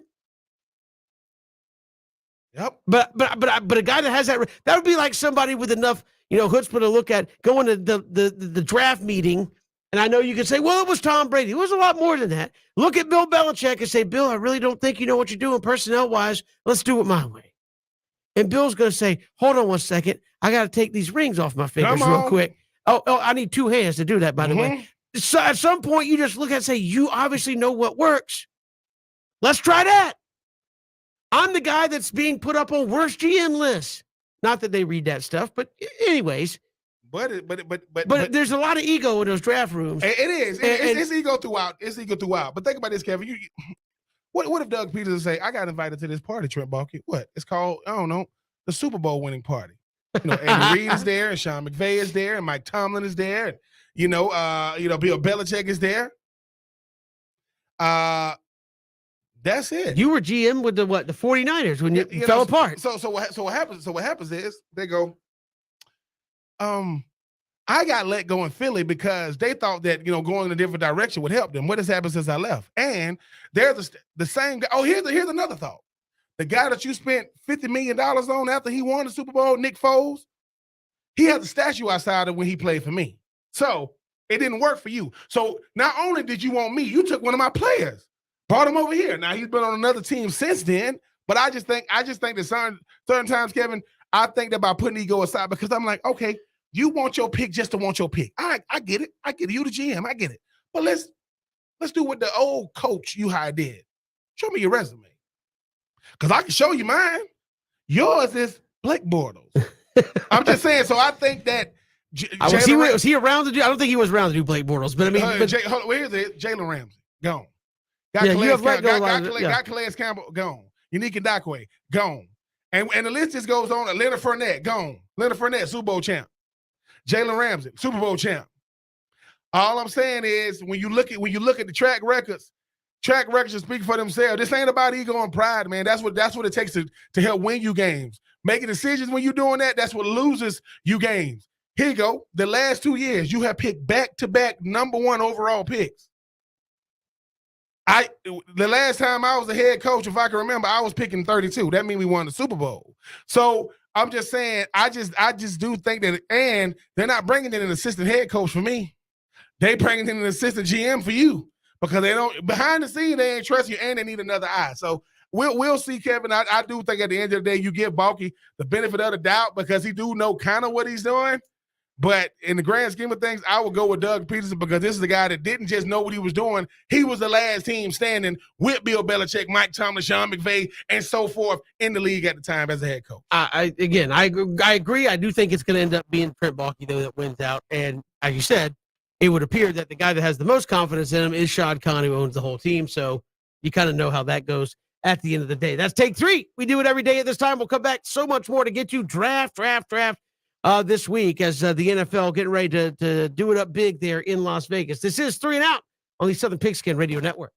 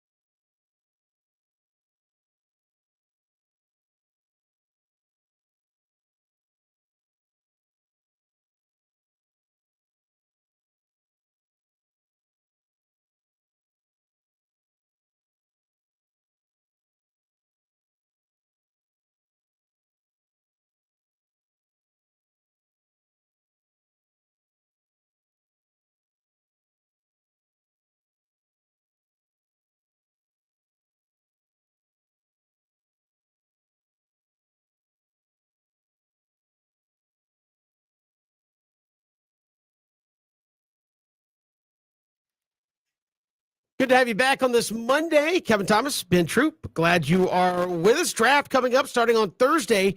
We will be live at Coach's Corner on Victory Drive in Thunderbolt coming out. Watch the draft with us. Going to have a great draft challenge. Ben, top 10 picks. Pick them with us. Whoever gets the most right, i.e., like if you pick number 1, number 2, not, hey, I picked a guy that went in the top 10. No, you need to pick who goes number 10, etc. Whoever gets the most right will win a 70-inch flat screen. Ooh. That's what I was just told that before we came back. So come join us on Thursday. Have a little fun watching the draft. Grab you some, some food there. Cut some chicken wings, pizza, burgers. They got all the ice cold beverages you can want. And soak in the draft and boo whatever pick you want to boo. I would say cheer, but people when they get a pick they're like, unless it's just overwhelmingly, a wildly popular pick, like most people are like, all right. Or it's just, oh, boo, we stink. That's why do we screw this up all the time? So I want you to come do that with us at Coach's Corner. Have a little fun with us. Looking forward to it. I mean, Coach's Corner always, just very, very hospitable to us, Kevin, as you mentioned, Yep. the top 10, the top 10 picks. I just think that because of the Jags, right, they can really – the Jags and They're really gonna mess everything up. The Jags or the Lions, depending on what they – because the thing about it, these mock drafts, man, I know to not look at them, right? Just don't look at them. I look at them anyway, and no 1, 2 are the same. I don't know if it's, clickbait or what may have you, but it's going to be exciting. The top 10 picks in the National Football League every year is one of the most exciting things because everybody thought they had a clue of what was going to happen. Sure. And then when the pick finally come, we was there. Kevin, 4 years ago when Baker Mayfield went number 1 overall, and people were like, what? Like, obviously, I mean, he just had a statue unveiled, of him, at Oklahoma, spoke to the team for the spring game, which means if he got one, Kyler Murray is probably going to get one. Both of them winning the Heisman, going back-to-back number 1 overall picks. But that's what I mean when you say the draft. Either you're going to get a guy that's going to, just really just get take your organization out the dark ages, via, Matty Ice, or could you be the same Baker Mayfield 4 years ago going number 1 overall who doesn't have a home right now? Like he really right now, because they got Deshaun Watson there. I think they got Jacoby Brissett there. I think they got Josh Dobbs. I think he's there as well. Everybody but Baker Mayfield. But you're right, Kevin. Two things are bound to happen. One, I think the commissioner is going to get booed. Roger Goodell is going to get booed. It's become the in thing. Right? Yeah, he's going to get booed before the draft and get loved up during the draft. And then the Jets pick. Whoever the Jets get, they are sure to boo him because I don't know what the Jets what gives the Jets fans the audacity to boo anybody. You should be happy to get anybody at this point. But yes, going to be at Coach's Corner Thursday. Come out, like you say, myself, Kevin, Chris, and some of the gang is going to be there. But I will say the Coach's Corner food is excellent. I mean, I usually tend to stick to what I do, but I'm just saying I might have to go a little deeper into the menu on Thursday. Absolutely. Come join us. And again, might the top 10 be, I say easier. It's never easy, but might it be easier than in years past? Because we just chatted with John Shipley. He said, look, I don't expect there to be a lot of trades in the top 10 simply because if we don't get our guy, there's a guy that's pretty darn close to him later in the draft. Very deep, very balanced draft. So nobody really worth trading up for. And you can get a similar guy later in the draft. So to me, that makes it very interesting. Could have a great shot at getting a number of these correct. And he said, despite all the noise, he still thinks Aiden Hutchinson is going to be the guy. But do you feel like it could be a pretty bland top 10? I mean, outside of somebody trading up for Malik Willis, which I don't even know how many teams in the top 10 are looking for a guy like that, or Kenny Pickett, how many trades do you think we even see? I mean, is Malik Willis or Kenny Pickett worth moving up 7-8 spots and giving up another number 1 pick for? I don't know. Do you think we can see a relatively light round 1 as far as trades are concerned, just simply because there's not the value to move up? Yeah. Well, yeah, Kevin. While it's not suspenseful, it doesn't mean it's going to go chalk either. Like, I think that the wild cards are going to be these quarterbacks, right? Because we don't know where they're going to go. And who gets scared to snag one, Kevin? Because in their mind, well, I mean, you got 3 quarterbacks next year. It's going to be really, really good. Caleb Williams and C.J. Stroud and obviously Bryce Young. Well, that's 3 teams. What if you pick number 4? What if you pick number 5? So I do think, Kevin, as much as we think we know, and then this is about where they go more than the fact that we know they're going. Is Kayvon Thibodeau going to go number 3 or does he go number 8? Does Kyle Hamilton, I've heard some things saying guys like because obviously, Kevin, this is the top 10. I mean, the top 10 is so prestigious because you want to look back on these things and say, oh, man, we was the guy we wanted, he was at number 10. We was pick number 11, or the guy we wanted went pick 6. We'll pick, things like we'll pick 7 or 8 or what may have you. It's still going to be intriguing because all we're doing is talking about the quarterbacks, talking about some cornerbacks, some receivers, some pass rushers. Well, these offensive linemen are the cream of the crop too. I mean, where does Evan Neal go? Because once Evan Neal, it's like once the first guy go, once the number one player go at that position, then the trickle effect go. Who's going to be the first receiver taken? How high does he go? Who's going to be the first quarterback taken? How high does he go? How high does a guy like who's the first cornerback taken? Is it Darius Stingley Jr.? Is it Sauce Gardner? Where does a guy like Kyle Elam from Florida go? Stuff like that. I just think that, Kevin, what makes it so intriguing is the fact that at least we kind of know some of these guys. You've heard their names for the last 3 months, every other day, if not every day, or rather on social media or on some, on some news site or some sports network. So I'm intrigued to see where they go. We're going to be oohing and eyeing like we got a horse. Well, if you're trying to get that 70-inch, I'm just saying, Yeah. I mean, who would have ever thought, Kevin, our lives would just come down to, the TV size. 70, how big is it? 85 inch. I'm just saying, man, I remember when a plasma TV was a myth. Like, man, ain't no way. Now, trying to tell you, a 70-inch TV, I'm trying to get me one. I wish I was a part of it, but I can't. We've got a lot to get to here on 3 and Out. So much more to come. We'll look at the Braves and more of the draft. Falcons at number 8. We'll play a little game with Ben in the final hour of who would you rather take if you have to take one.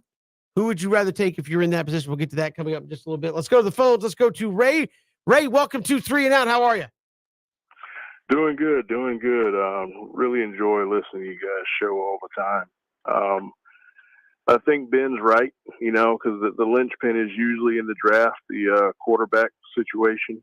I think what we're actually going to see is we're going to see a number of trades, but they'll start in the second round or maybe at the bottom of the first, because I think the second round is when you start to see those runs on certain positions. Like if you're taking offensive linemen and edge rushers in the first round, and then you got the teams that go and get the best fit and stuff like that. But then that second round comes around, and because this draft is deep, then it's day 2, second and third round is when you start to see some trades, because some teams are going to go, oh, wait a minute. There's a little bit more of a gap between this guy and the next guy as far as who we like. And I think that's when you're going to start to see somebody try to get a steal, or maybe somebody is infatuated with a quarterback but doesn't want to do it in the first round, so then they try to make that steal in the second round. Could be. Ray, who's your team? The Atlanta Falcons. Who do you want to see him take? That can be.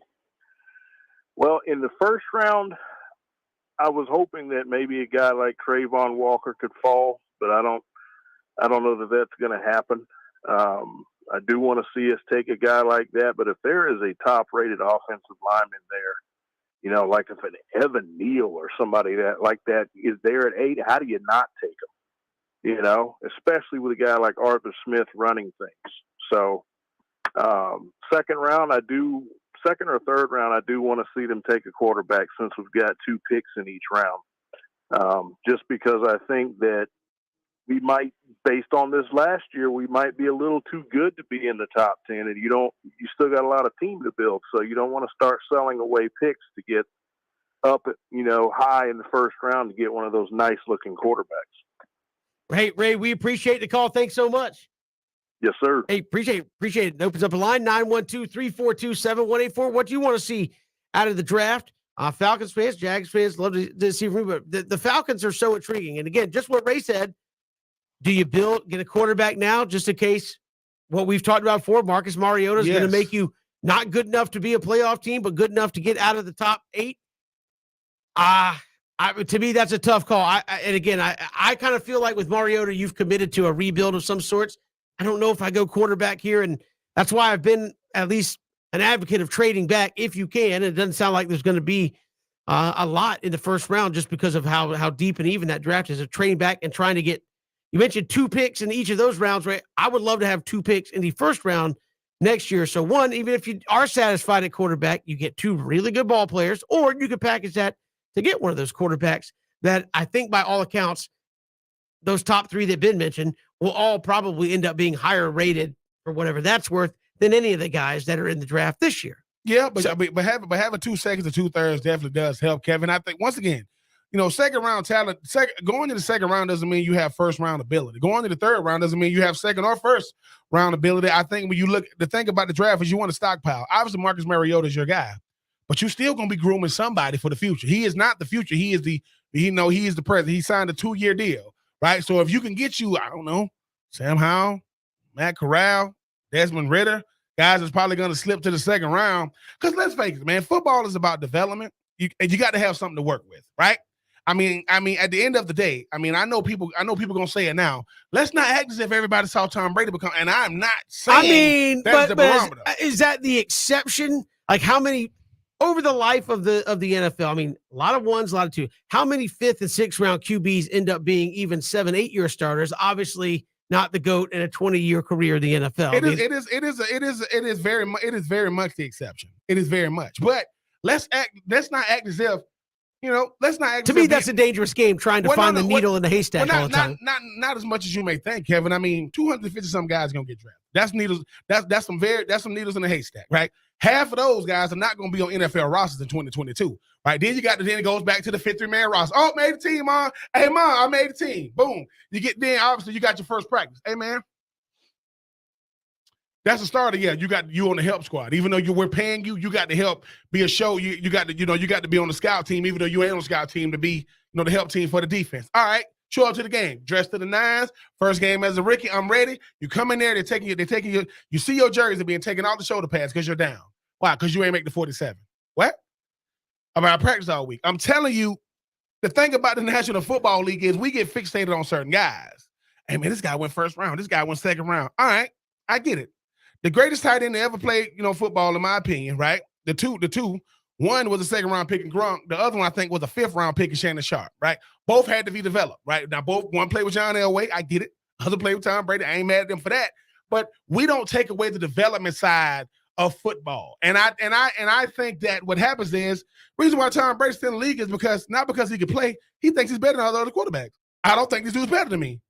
Like, show me who's better than me. Yeah, Aaron Rodgers throw a better ball than me. Yeah, Patrick Mahomes can throw a 70 up. They ain't better than me. So I think that when you think about what it is Tom Brady is the reason why you say, dude, he is not the barometer. But if you can get a guy in the right system, Mac Jones, as a rookie last year, won. That's why, so I think that when you look at what these quarterbacks and what these players can bring to the table, certain guys, we say, oh man, Von Miller, okay, he actually came out of Texas A&M and balled, right? I get that part. Jamal Anderson from Arkansas. I'm just saying, when he got drafted, he was like, and it ain't his fault, right? It ain't his fault. No, but it'd be like, no, who every linebacker gets compared to in Atlanta? Keith Brooking. Keith Brooking spent his whole life in Atlanta, didn't he? I think he's from Atlanta, went to Georgia Tech, got drafted, but everybody, then Keith Brooking ended up going to the freaking Cowboys. Keith, I'm never going to forgive you for that, and if I ever meet him, I'm going to tell him that. Get your money, but you won't have to go very far. You won't have to go very far. He's right out there at Savannah Christian. Exactly. You won't have to go very far. Keith, come hit up Ben at the studio. Say it to my face. We'll come back. It's 3 and Out all across the Southern Pigskin Radio Network.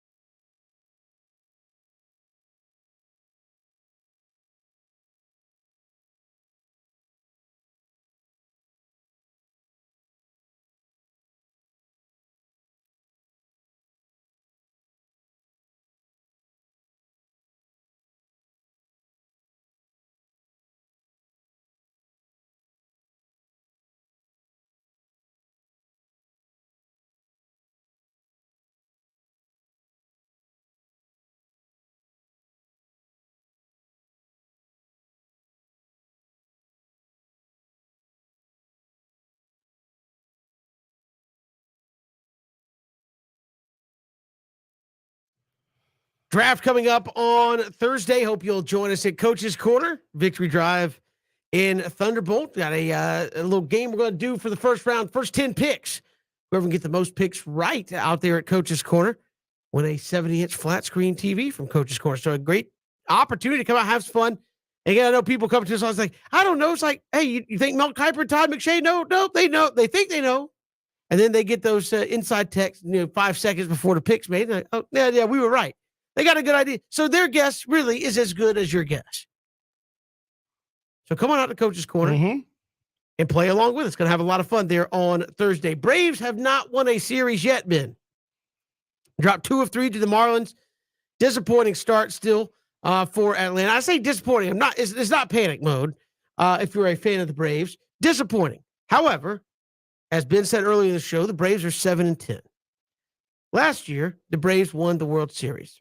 Correct? Yep. Okay. Yep. The Braves were last year through 17 games. The Braves were 7-10. So no panic time again. And you said, well, that team added pieces. What's this team fixing to do?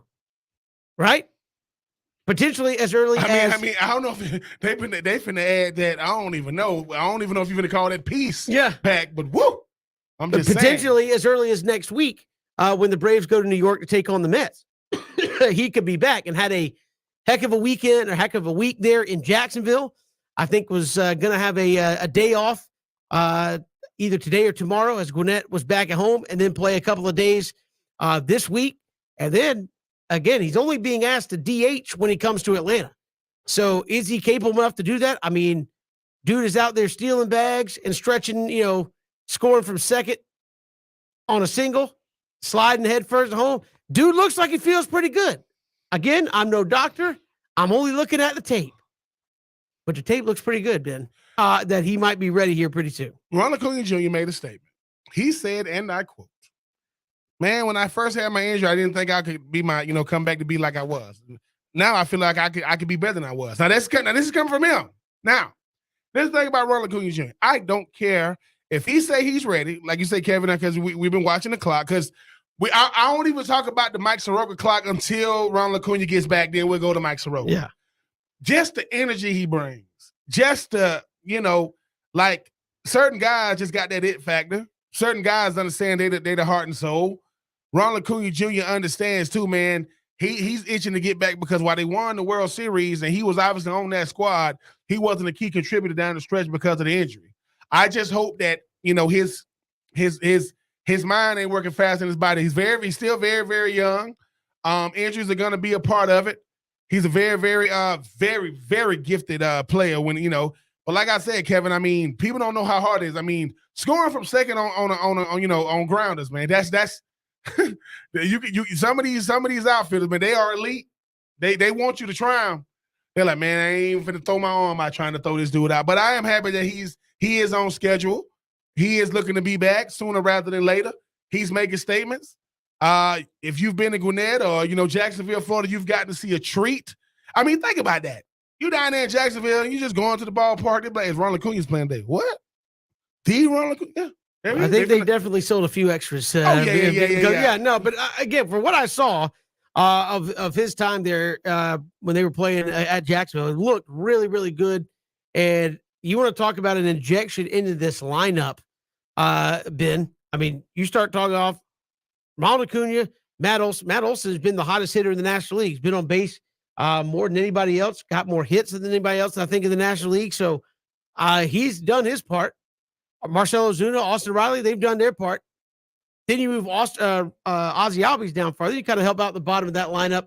And I think the Braves will be just fine. Again, that was kind of one of those series where I got the game 1 win. You hope, okay, maybe this is one where they can take 2 out of 3 and start to get their groove back. Now you get the Cubs coming in, a chance to do the same thing. This is a Cubs team that has got some good players. Are they expected to contend? No. So it seems like the Cubs have always kind of had a couple of series where it's kind of turned the Braves series around. I remember a couple of seasons ago, the Braves were in Chicago and playing awful. And then they had a big comeback, a comeback win late on the last day of that series. And they kind of started, for whatever reason, kind of snapped it into playing better. Maybe that's the secret elixir here is playing Chicago. But again, this Braves team is doing I think what you're supposed to do, Ben, when you're missing one of the best players in the game, and that's tread water. Hey, we're going to tread water. We're hanging around 500. Would you like to be over 500? Of course you would. But 7-10 is not bad.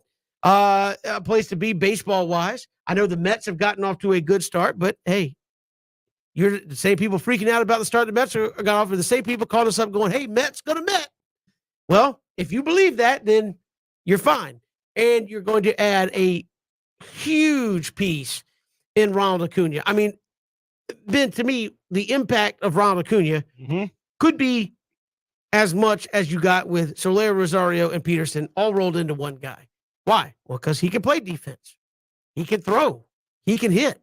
He can hit for power. He can steal. He can hit for average. He's the 5-tool guy that you can get back in that lineup. I mean, right now the defense looks abysmal out there at times in the outfield. This is a all-around player. When he comes back and is able to play in the field every day, you really get a boost. But just having him in the lineup is so dangerous and changes the complexity of everything. You know, akin to football.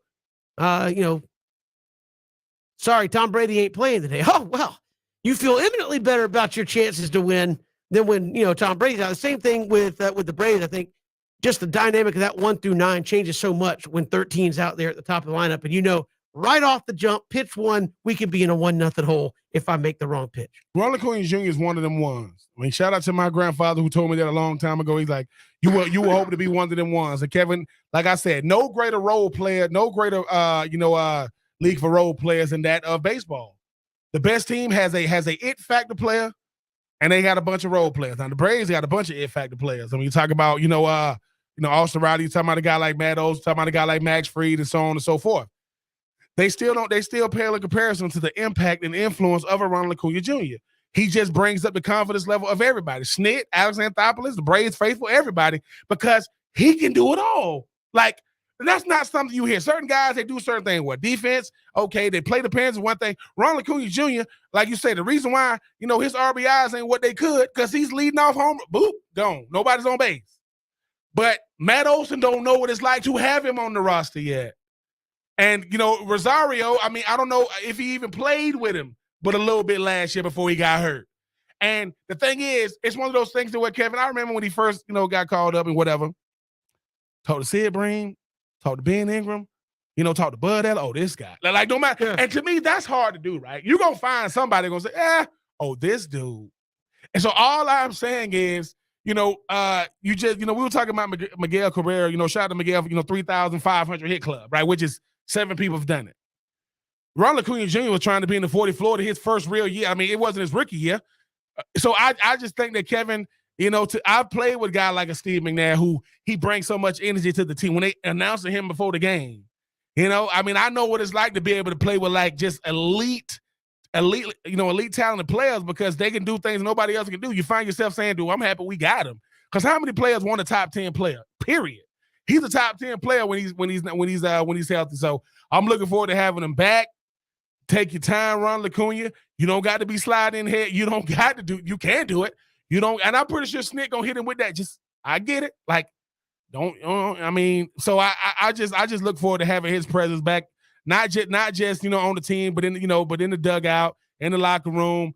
I just think he bring that youthful energy. Him and Ozzie and those guys, and him, Ozzie, Marcel, and all that kind of stuff. Because Kevin, just like I know, the Braves are a different type of team. When they stirring it up, running across the bases, when they doing all that stuff matters. And I don't want the Braves to become, quote, a well-polished professional ball club. Sorry. Like, I don't want that. Because to me, now they're, all right, fellas, let's do a little less this, no. What we did got us here. And got us over. How many teams gonna go their whole As our own Mark Douglas is a Cleveland Indians fan. People, listen to me. Now a Guardians fan. Yes. Now we're Guard. I mean, it'd be like the Guardians. I'd be like, I mean, I've lived long enough to see the Cleveland Indians become the Guardians and the Redskins become the Commanders. People, we're running out of names here. So all I'm saying is, Ronald Acuna, get healthy. See you soon. Am I the only one that when you see Cleveland Guardians, like it takes you a second, like who are they? Who? like every time I see him, like, what is that? Oh, that's the baseball team. Like it still has not, of course, come through in my brain yet about that name change. We got more to come. It's 3 and Out on the Southern Pigskin Radio Network.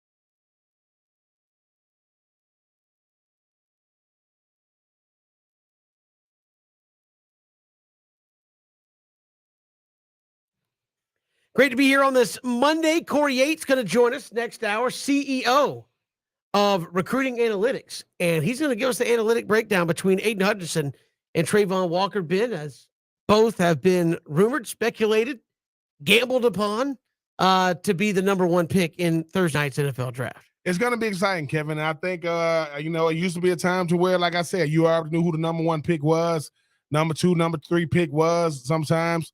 But the thing about the draft over the years, it's only gotten more and more intriguing.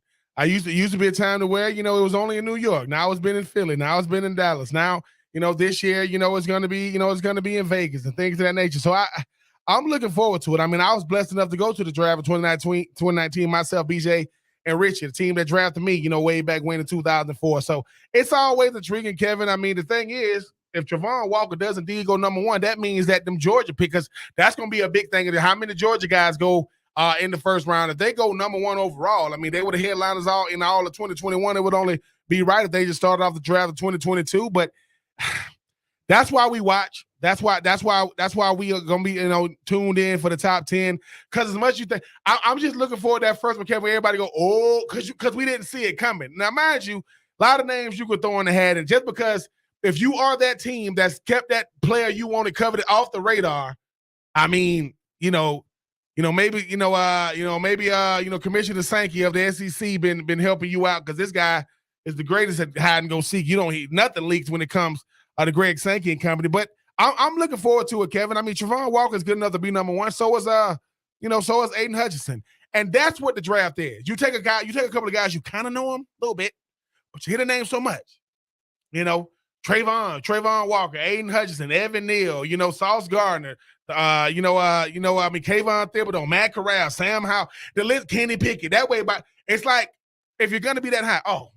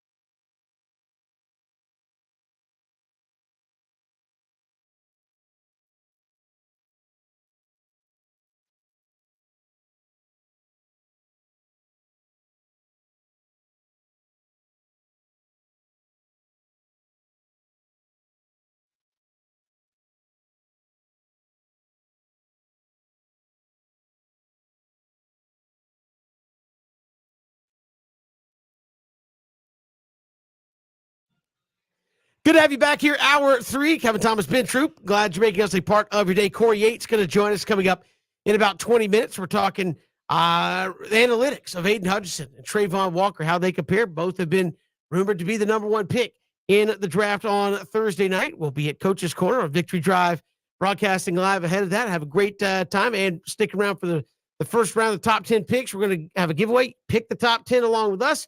You get the most picks. Winner's going correct. Winner's going to get a 70-inch flat screen. So come join us at Coach's Corner for that. Ben, that being said, I was so intrigued what you were saying. We just ran right through the hard hour stop, and we went from that to talking about all the knockoffs of Mountain Dew and Dr. Pepper that are out there. With the wild names, the Mountain. I think we talked about Mountain Lightning and Dr. Thunder. Dr. Thunder. I did see one that was Dr. Perky before. It's like there's a lot of doctors out there trying, but there is only one pepper. Come on. But Dr. Perky was probably the strangest one I've ever seen. I think Mountain Mist was another one. I said something ridiculous. I said that Sierra Mist tastes like Sprite. It does not. It doesn't. It does not. Stop it. You got to shut that down before we even get started. I'm just saying. I mean, when you think about, the draft is in 3 days, and I think that what makes this draft so intriguing is right there at the top. First it was Evan Neal, all right. Then it was Aiden Hutchinson, all right. Now Trayvon Walker, and I wonder how many outlets have to do this. Some a real accredited, you can sourced. A source-driven, I guess, outlet says Trayvon Walker's going to be the unanimous number 1 pick. Next thing you know, it's just a trickle effect. Oh my God. Somewhere, Kirby Smart is already doing a press conference and they asked about Trayvon Walker. I get that part. Somewhere Aiden Hutchinson is saying, what did I do? You didn't do anything. Evan Neal peaked too early. Gonna be Evan Neal. Yeah, but did he peak too early? Well, it wasn't his fault. Yeah. It wasn't his. When I say peaked, I'm talking about the thing about the draft cycle that we don't get. The draft cycle is a hype train, right? It's a hype train, and they pick certain people. Now, are the people they hyping up worth it? Yes, I'm not saying they're not worth it. But Kevin, think about this. We just figured out who Aiden Hutchinson was because he played in the college football playoff and he played for Michigan. Now, you would think Aiden Hutchinson is a household name because you hear it all the time. I mean, Trayvon Walker, hear it all the time. Kayvon Thibodeau. I mean, Thibodeau, number 1. Thank God the young man went to college because I don't even want to know how long it took him to learn how to spell and pronounce his last name. So I just think that when I think about the draft, it's the hype. Because think about it. We're talking about headliners. That's not quarterbacks. We're talking about guys. We're talking about O linemen. We're talking about D linemen. We're talking about receivers. We're talking about cornerbacks. We're talking about hybrid safeties. And a couple, what a quarterback classes. But yet, you're talking about, Malik Willis. You're talking about Kenny Pickett. You're talking about, Matt Corral. You're talking about Desmond Ridder. You're talking about Sam Howell. And, and so on and so forth. We don't even mention on running backs. You ain't even talked about running backs. O linemen, D linemen, quarterbacks, safeties, corners, everybody that's not a running back. And the thing is, there's somebody that's going to go in the top 10. I was there in 2019 in Nashville with BJ and Richie when the 4th overall pick came, and it was Cleveland Farrell, defensive end to my Raiders. And we were like, what? Then the 6th overall pick, Daniel Jones out of Duke. And I'm just like, all I'm saying is, Kevin, the unpredictability of the draft is going to happen with this top 10. Is it going to be somebody go, wait, what? Because we see it one way, all our analytics, and obviously we're going to talk to Corey Yates and going to break it all the way down, right? From height, weight to how fast does it get off on first down compared to third down? How fast does it take him to shed a block? All these different things. And somebody is going to bump all that. My eyes and my scowl's going to tell me it's this guy. And who's to say 2, maybe 3 quarterbacks might not go in the top 10. It could happen. And then because we go from what to I can see that. Well, of course you can see it because his name got announced. You wasn't seeing it before. So I'm looking forward to how unpredictable it is, how as much as we think we know, I mean, Mel Kiper, this is all he do when he get it dead wrong. So I'm looking forward to him and Shea and Schaefer and Adam Schefter and all these different guys. But hey, Kevin, man, that's why we watch, man, the top 10. I mean, you get a chance. We're going to be at Coach's Corner, what I'm saying, on Thursday, get a chance to potentially win a 70-inch. That's right. Absolutely. So come join us there at Coach's Corner. pick the first 10. It's really simple. Pick the first 10. Whoever gets the most right, is going to win. And again, I said, is this potentially at least an easier one because there may not be as many trades? How much movement do you think we see trade wise when, as we've talked to a bunch of folks, again, a lot of folks think between Evan Neal and the third tackle, that's 3 guys out of the top 10. That's 33%. You could have 3 tackles gone. Not a lot of difference, right? I'm willing to wait. If I don't get Evan Neal, I'll wait for Ekwonu or vice versa. Not a lot of difference in some of those defensive linemen. Not a lot of difference. Like I can get another one. It's deep. How much movement do you think we see? Are there teams that are wanting to jump up in that top 10 versus saying, I'm at 12. I might just wait 12.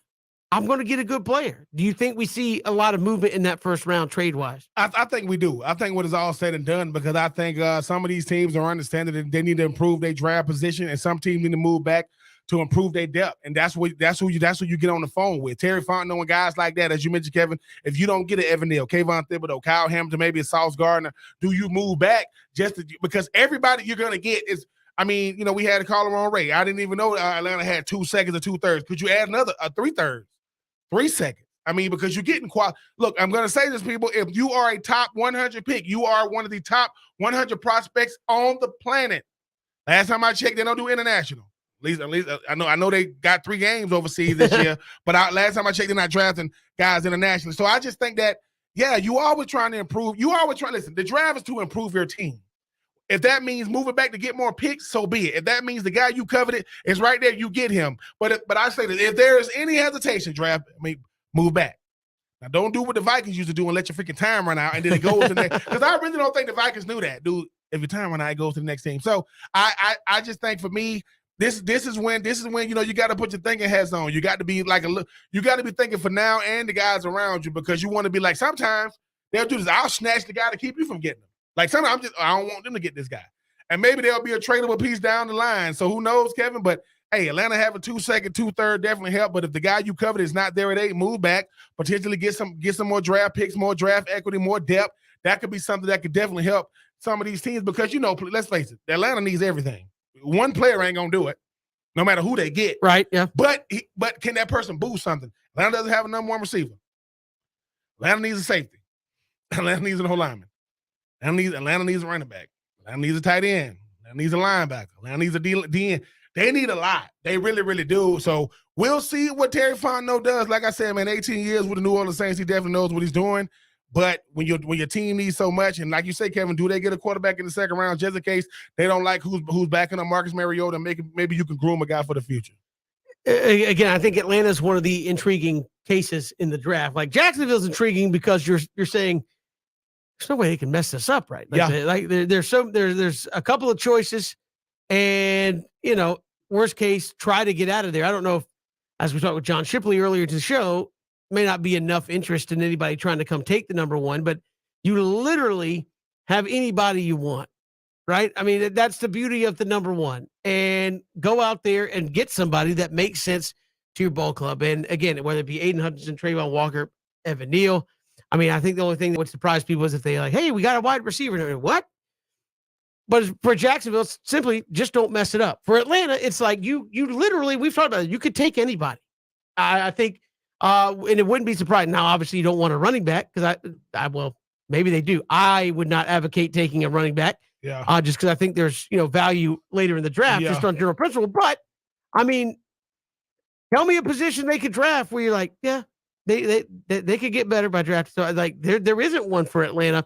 Well, at least among the original 22. I'm not talking special teams. They're not going to do that. There's only 2 guys to me for Atlanta that could be instant starters. Kayvon Thibodeau is 1, and Evan Neal is 2.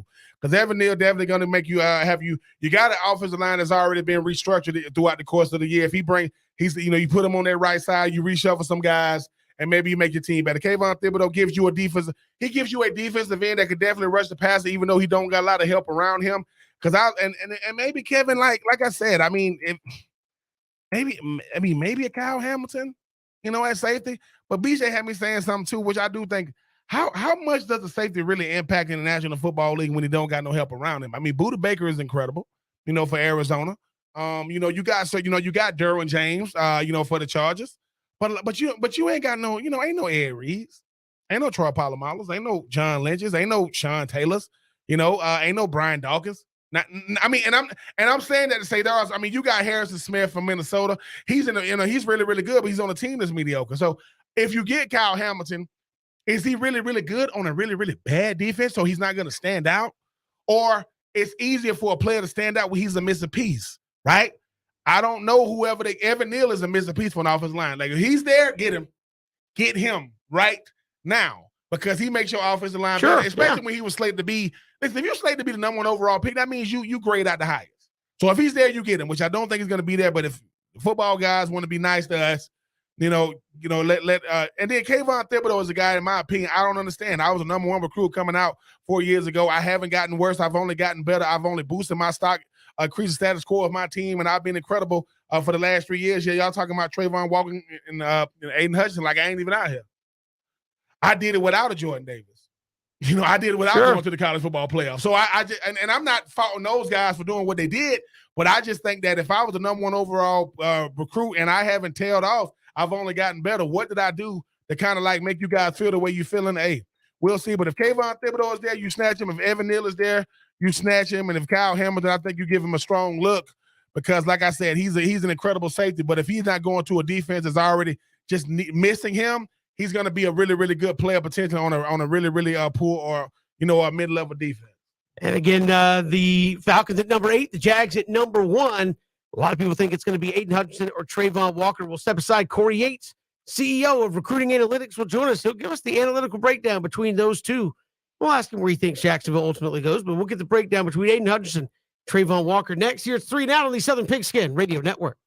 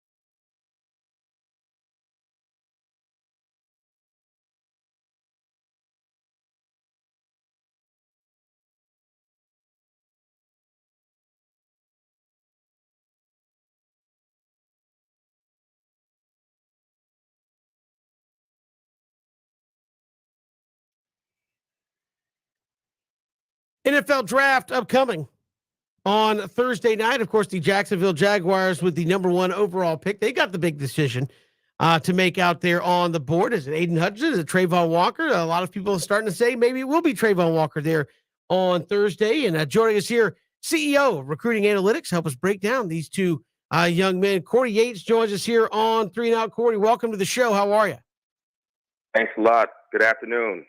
Thanks for having me on. Hey, we appreciate you coming on, and I know you have studied a lot of athletes from an analytics standpoint. We've talked to you about that on the show before. What do you see from these two guys from an analytics standpoint, Aiden Hutchinson and Trayvon Walker, and where might we see the biggest difference?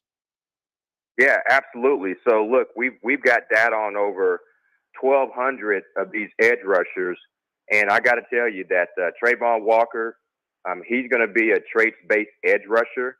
So the scouts, and the reason why he's climbing the boards is because of what he did in the combine. And I think, the numbers that he put up from that perspective certainly jumps off the paper, if you will. And it's tough to ignore. You think about his length, you think about, the times that he put up both in the 40, his 10-yard split, his short shuttle, et cetera. And he put up some very impressive numbers from a combine standpoint relative to Aiden Hutchinson. But we take a different approach when we evaluate players.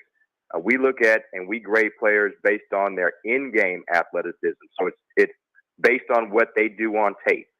And so when we compare the two, the biggest thing that differentiates Hutchinson from Walker is how quickly they get to the quarterback and sack the quarterback. So the average sack time for Aiden Hutchins is just a tick over 2 seconds.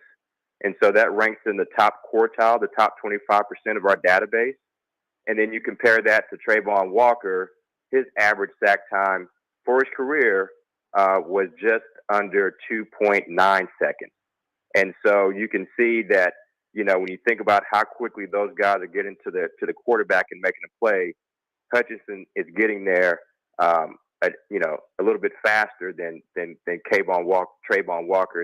And that's just one of the metrics that we look at when we compare these athletes. And Corey, when you're breaking down guys like Trayvon Walker, Aiden Hutchinson, guys that very, very similar in height, very, very similar. I think Trayvon Walker might be 10, 15 pounds heavier than that of Aiden Hutchinson. How similar do those guys end up becoming? You talk about how fast they get to the quarterback. It's milliseconds for one as far as the other. When you talk about how fast they get off the block, when you talk about when you're talking about breaking down two guys that are elite, even though Trayvon Walker is just a freak, when you talk about what he's done away from football as far as like the measurables and 40 times, how close is it when you talk about Aiden Hutchinson and Trayvon Walker? So we've got, in terms of their in-game athleticism score, we actually have Hutchinson, I would say relatively higher than Trayvon Walker. So Aiden Hutchinson's in-game athleticism score is 87.5 out of 100. And then that compares to Walker's, who came in at 70.96. And again, the biggest difference is we're measuring their athleticism in the context of a game versus a combine setting. Again, Walker, we understand he's an athletic freak, but when you turn the tape on, you can see, Hutchinson, he's going to be more of a, as opposed to Walker, who I said earlier is a traits-based edge rusher, where he's going to be he's going to win based on his athletic ability in terms of quick twitch. Aiden Hutchinson, on the other hand, he's more of an effective hand sack man. Okay, and that's how he's going to win. And you can see that in the numbers. I look at how quickly Hutchinson, defeats his block. On average, Hutchinson is defeating the blocker in 1.1 seconds. 1.1 seconds. Again, that's in the top 20% of our database for edge rushers. And then I compare that to Walker. He's defeating the blocker in 1.5 seconds. So again, another data point that shows Hutchinson is winning faster than Walker.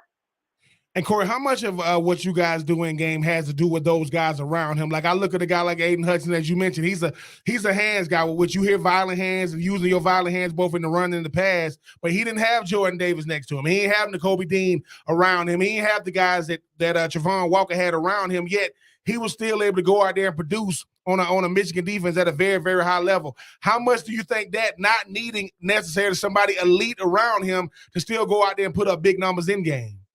Hey, listen, you said a lot there, because that is one of the things that I talk about a lot is when you look at Walker, and this is my personal opinion, this isn't numbers, but anytime you have to go back and look at his tape because of what a player did in the combine, to me, that's a red flag. And the reason why I say that is because Walker was always a 2022 prospect that scouts had on their radar, right? But the numbers that he put up at the combine were just so freakish that these scouts said, well, we got to go back and look at his tape again. Well, you already saw his tape. So apparently something didn't jump off the tape for you to have him ranked as high as you did after you saw these numbers that he posted. So I look at what was around Walker, and, you know, I think to myself exactly the point you just raised, which was Walker was surrounded by, you know, a ton of Sunday players, right? And so I would expect Walker to he didn't have as much attention in terms of having to defeat the double team as Hutchinson did. And then again, when you look at Hutchinson, you know, he had someone opposite of him who's also going to be a top draft pick, but they certainly didn't have the defense. Michigan didn't have the defense that and the talent that was surrounded by him as Travon Walker did. Again, physical freak, don't take that away from him. But at the end of the day, it's got to translate to tape and what you see on film. Listen, Walker flashes on film, don't get me wrong, but the consistency in terms of how he dominated, he didn't dominate and have that impact on the game the way that Hutchinson did on a more consistent basis. Corey Yates, CEO of Recruiting Analytics, joining us here on 3 Down. Corey, help us out with some of that. Obviously, when you put the analytics together, it's involving all the games these young men have played. In this state, obviously, people will say with Aiden Hutchinson, look at the Georgia tape. He went up against elite offensive line talent on the other side and kind of got dominated. What do you do analytically to account for things like that? Is there an elite versus an elite? Do you have like an elite versus an elite one-on-one kind of stuff? How do you account for games like that where you go up against really good talent and maybe don't play your best? Is there something to account for that? Absolutely. And that the numbers that I talked about earlier, that does take into account the UGA game. And you certainly cannot ignore, you know, what took place against best on best. We do factor that into our scoring and our rating system. And so you're right. Hutchinson did not have a dominant game against UGA. No ifs, ands, or buts about that. But that's one data point. And when you look at our board, Hutchinson is actually edge 3 on our board. We actually have Thibodeau as 1 and Enigbari as the kid out of South Carolina as edge 2. So we certainly go against the conventional thinking as most big boards and most rankings you'll see out there. But again, that's because we're leveraging and we're looking at new data that's not widely available to a lot of folks in the space. And Corey, how much do you think NFL scouts get it wrong? I get it, they've done it a certain way for so long, it's half what you done on the field, and then they got the NFL Combine, then they got pro days, then they're gonna show the same highlight for the next 3 months to make these guys become household names, as you mentioned. Why is it do they not just look at the game tape and say, look, Travon Walker is a freak? But a freak should look like that on tape. I shouldn't have to look at him running a straight line, for 40 yards or how he does in drills to say, look, if I turn on the tape for that 2021 Georgia defense, that number 44 should pop out at me, not because he's chasing down receivers or chasing down, quarterbacks. He should be getting to the quarterback. How much you think of it is less of what you guys are doing because you guys are doing it based off what they do on Saturdays compared to, hey, man, this guy's got, quote, this high ceiling. But, I was always told the greatest thing about potential is we all have it. Not most of us will live up to it. Right, right. Yeah. So to answer your question, I mean, it's a known fact that the draft is a 50-50 proposition, and the NFL front office executives, they'll tell you that you're rolling the dice, and at best your hit rate's going to be right around 50% in the first round, and then as you get later in the rounds, your hit rate is going to continue to decline. So on average, we estimate that the average hit rate for NFL teams is about 33%. Okay, so that means that they're missing 67% of the time. Now, it's not intentional, right? They're not doing it intentionally. I think the challenge is they've when you think about the combine and the timing of the combine, one of the issues that I see is that you run into recency bias. So you think about the combine, and it takes place pretty late in the evaluation cycle, and you've gotten away from. It's been 2-3 months since you've actually looked at this prospect on film, and that recency bias starts to creep in when you see a guy like Walker, who is just a physical freak in terms of he's a combine Olympian is how I would describe him. And like you said, I should see that jump off the tape, right? Like we should have had this discussion about Walker in the December-January timeframe, not now. And so to me, that should certainly raise a flag. If I'm a GM, that raises a flag with me. Why weren't we talking about and describing this kid like that a couple of months ago? And so I think that's part of the problem is that you have the combine that happens later in the cycle that becomes top of mind for the scouts. And then you've got the media that starts to pile on. And at the end of the day, when you look at the historical data that comes from these combines, it doesn't always correlate to on the field success. But yet those are the data points that we utilize to try to project these players. And so the NFL is doing a good job now to integrate other data points like tracking data, so that's proven to be a little bit more predictive than your traditional combine metrics and analytics. And it's just going to take a little bit more time for these NFL teams to wean themselves off, because they are valuing some of the data points coming out of the combine less. You look at a franchise like the Rams, right? They understand that the combine is not the end all be all, and they take it for what it's worth and utilize it in its proper context. And they don't weight every single combine metric the same, probably as was done several years ago. And Corey, finally, I mean, when you think about it, you mentioned the media, you talk about the hype trains. What do you think helps a player out most? A guy like Aiden Hutchinson, who the last 5 out of the 6 defensive rookie of the years came from the Big Ten with the Bosa brothers, Marshawn Lattimore. You talk about Chase Young, you talk about Micah Parsons, or is it a guy like Trayvon Walker coming off a national championship in a historic defense, and he's also, as you mentioned, an Olympian-type athlete? Which one you think benefits either or player the most?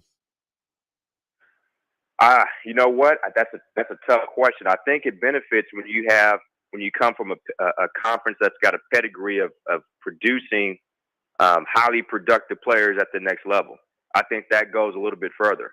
So I think Hutchinson he's the safe bet, and I think the mock drafts that have the Jaguars taking him 1 overall will probably come to life, right? Because he is the safe bet, because you have to think about it, right? You've got, the draft grade and then where somebody gets drafted. They're not always the same, right? In fact, in a lot of cases, they're very different. So, for example, if you look at this quarterback class, I don't think anyone would tell you that, Pickett or Willis has a first round draft grade, but yet they're going to go in the first round. So there's a difference between the player's draft grade and where they'll end up getting selected. They don't always correlate. And so the short answer to your question, Ben, is it really benefits these players much more when you're coming from a conference that has a history of producing high-level NFL players. Corey Yates, CEO of Recruiting Analytics, joining us here on 3 and Out. I do have a quick one for you, Corey. Based on pure numbers, who by your measure has the right to say I'm the best player in the draft? Kayvon Thibodeau. So I mean, you look at KT's numbers athletically. So he would be what I consider a hybrid between Walker and Hutchinson. He's got the production and he has the athleticism, right? So he's our number one player on our board because we look at career production and we pair that with in-game athleticism, and he tops our board. Now, is he going to go one overall? No, because someone, I think the question earlier was, what also helps these players? I think a lot of groupthink as well, right? And when I say a lot of groupthink, when you start to hear certain players being mentioned at certain positions and being slotted at certain places on the draft board, listen, it's human nature to start to kind of to have that seep in, and it almost becomes a self-fulfilling prophecy. But with KT, I think his talent is undeniable. I think, the numbers speak for themselves. That he's got tape that proves it. Now, big questions around him is his love for the game was kind of what we heard back in the January timeframe. Then it became his motor. Now it's more of his brand. Like he's too brand conscious. So I don't know what it is, and I don't pretend to know and have the intel that some of these NFL front office execs, they have more intel than I do in terms of the medical and the personal interviews that they've conducted. We're judging it based purely on their in-game athleticism and their career production. Corey Yates, CEO of Recruiting Analytics, our guest here on 3 and Out. Corey, appreciate the time. Thanks so much. All right. Thanks, guys. Have a great rest of the afternoon. Appreciate it. Corey Yates joining us here on 3 and Out. And again, they do a great job of just boiling it down to a lot of different numbers, Ben, and trying to get you the complete picture of what teams are drafting. We'll let Ben give you kind of his choices when we come back. I'm going to give Ben a scenario. He's got to make a choice. Uh-oh. We'll do that. We'll do that when we come back. It's 3 and Out on the Southern Pigskin Radio Network.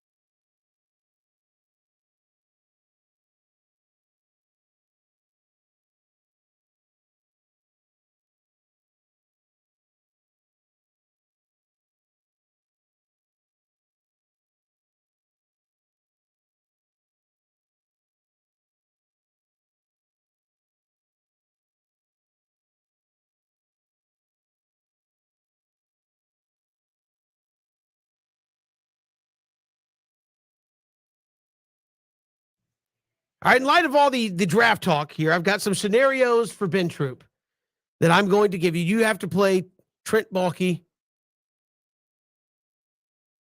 and make a choice. You're going to have to play GM.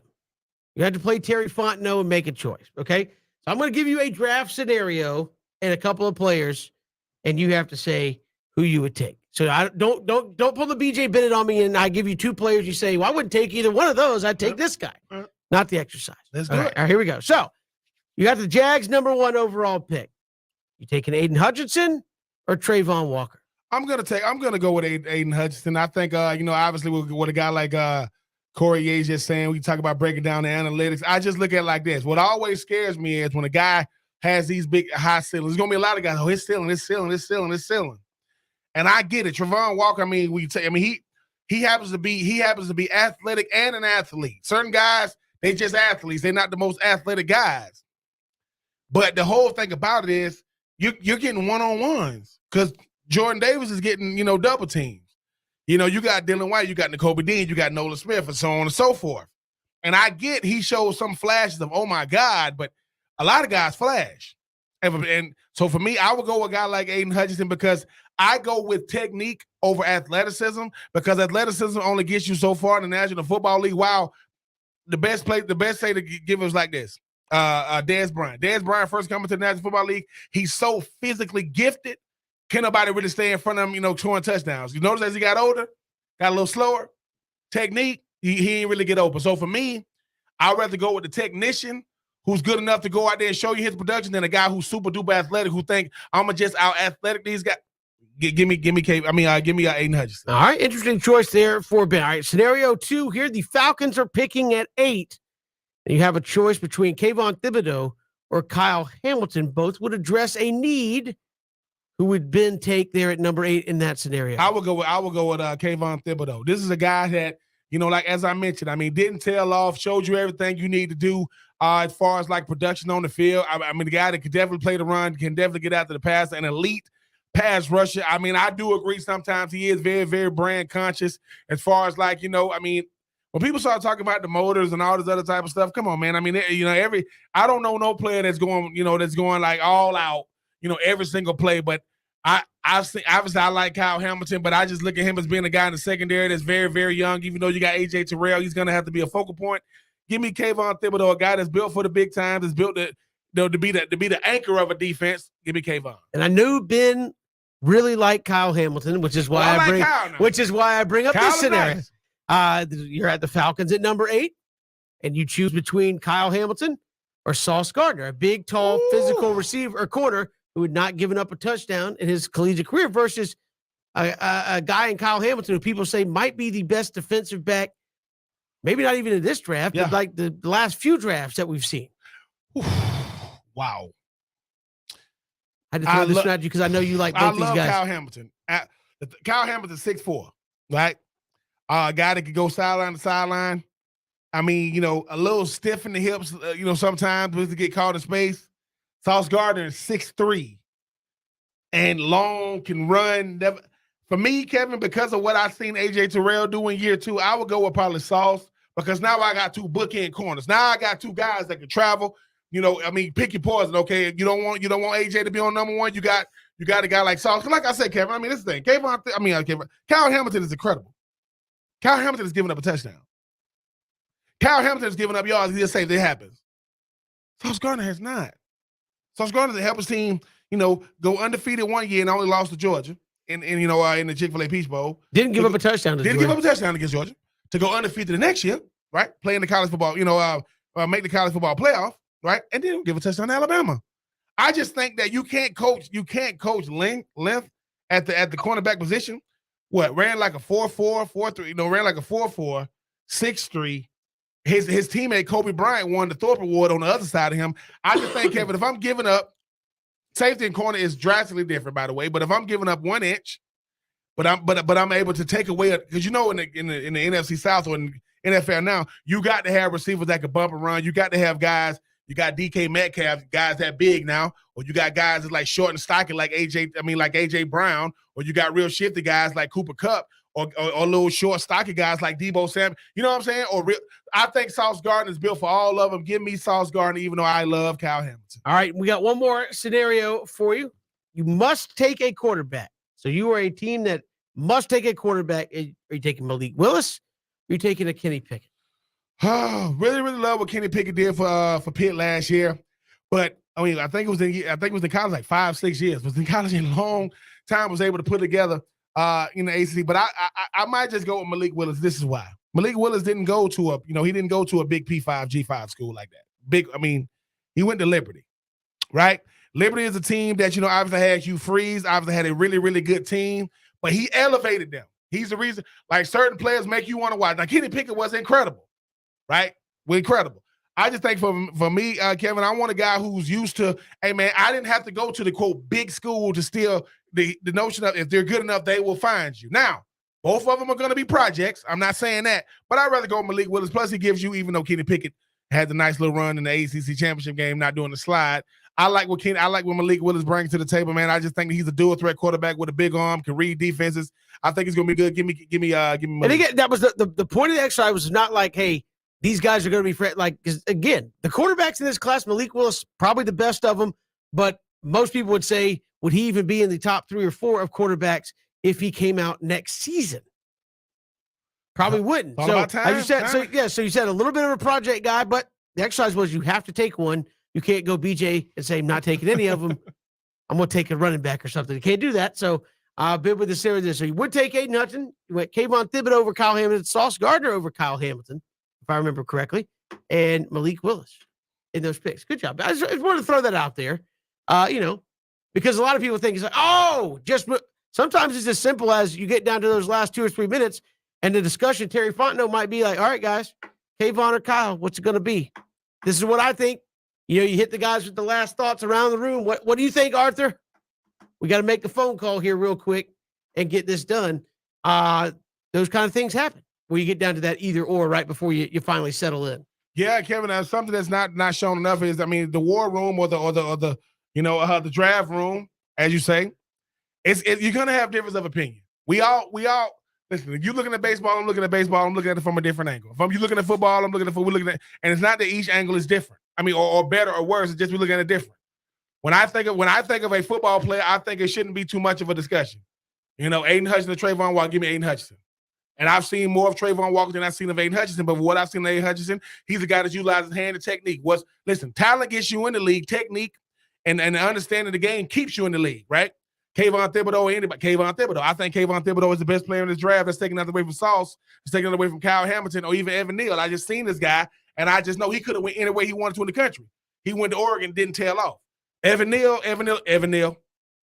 Alabama tackles. The proof is in the pudding. But Sauce Gardner, Derek Stingley Jr. or Kai Elam, I would go Sauce Gardner, even though Derek Stingley Jr. was the best cornerback in the country 3 years ago in 2019. But he was a true freshman, had to go through college 2 more years, right? Didn't tail off, but didn't elevate either. Didn't take his game to another level. I just think it's a lot of things that go into it. But football players, look, I know him when I see him. I'm sorry, I've been watching him a long time. Kayvon Thibodeau, Aiden Hutchinson, Evan Neal, Trevon Walker, all of them gonna make a lot of money because they finna be top 10 picks. But in my opinion, I think Kayvon Thibodeau, I think he's the best of them all. And again, the first round of the draft coming up Thursday. We will be live at Coach's Corner on Victory Drive in Thunderbolt. Coming out, have a little draft fun with us. We're gonna have the top 10 picks. Whoever gets the most top picks in the top 10 correct, gonna win a 70-inch flat screen TV there from Coach's Corner. We got more to come. It's 3 and Out, Southern Pigskin Radio Network.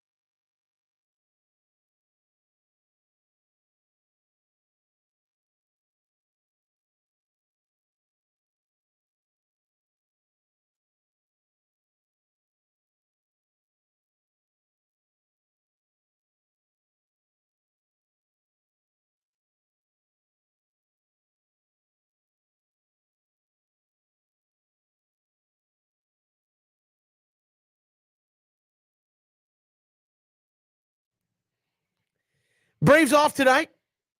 They got the Cubs coming in for a 3-gamer starting tomorrow. So that's why it was a perfect day, Ben, for Elon Musk to buy Twitter for $44 billion. 44 billion. I mean, what are we doing with our lives? I mean, how do we sit in the garage, come up with something, Kevin, that benefits the world, that has the world up in arms, that for the viewing public is free of everybody else? I just want to know, where do you get $44 billion to what throw bank around? is that? Like what bank do you go and say, hey? No, I'm saying, but like literally, you're the richest guy in the world, so nobody has more money than you, and you have to go to somebody and say, "Hey, man, I'm going to buy Twitter for $44 billion. Can you work this all out and make it happen?" Yeah, man, no problem. I mean, that's where you want to be in your life. Can we write you a check? No, I'm just kidding. Yeah, you want us to wire it? How you want to do an installment? I'm just saying, like 40. I mean, the thing I bought is, Twitter on layaway. Where you just, I mean, Kevin, you was talking about the people that won the lottery, that won $2 million. yeah, 44 billion. yeah, $44 billion. I'm He going now to count 44 billion, like 44. Yeah. The power move of the day, he gave it to him all in ones and said, "It's all there, I promise." We'll come back tomorrow. It's 3 and Out all across the Southern Pigskin Radio Network. Catch us streaming live, ESPNCoastal.com.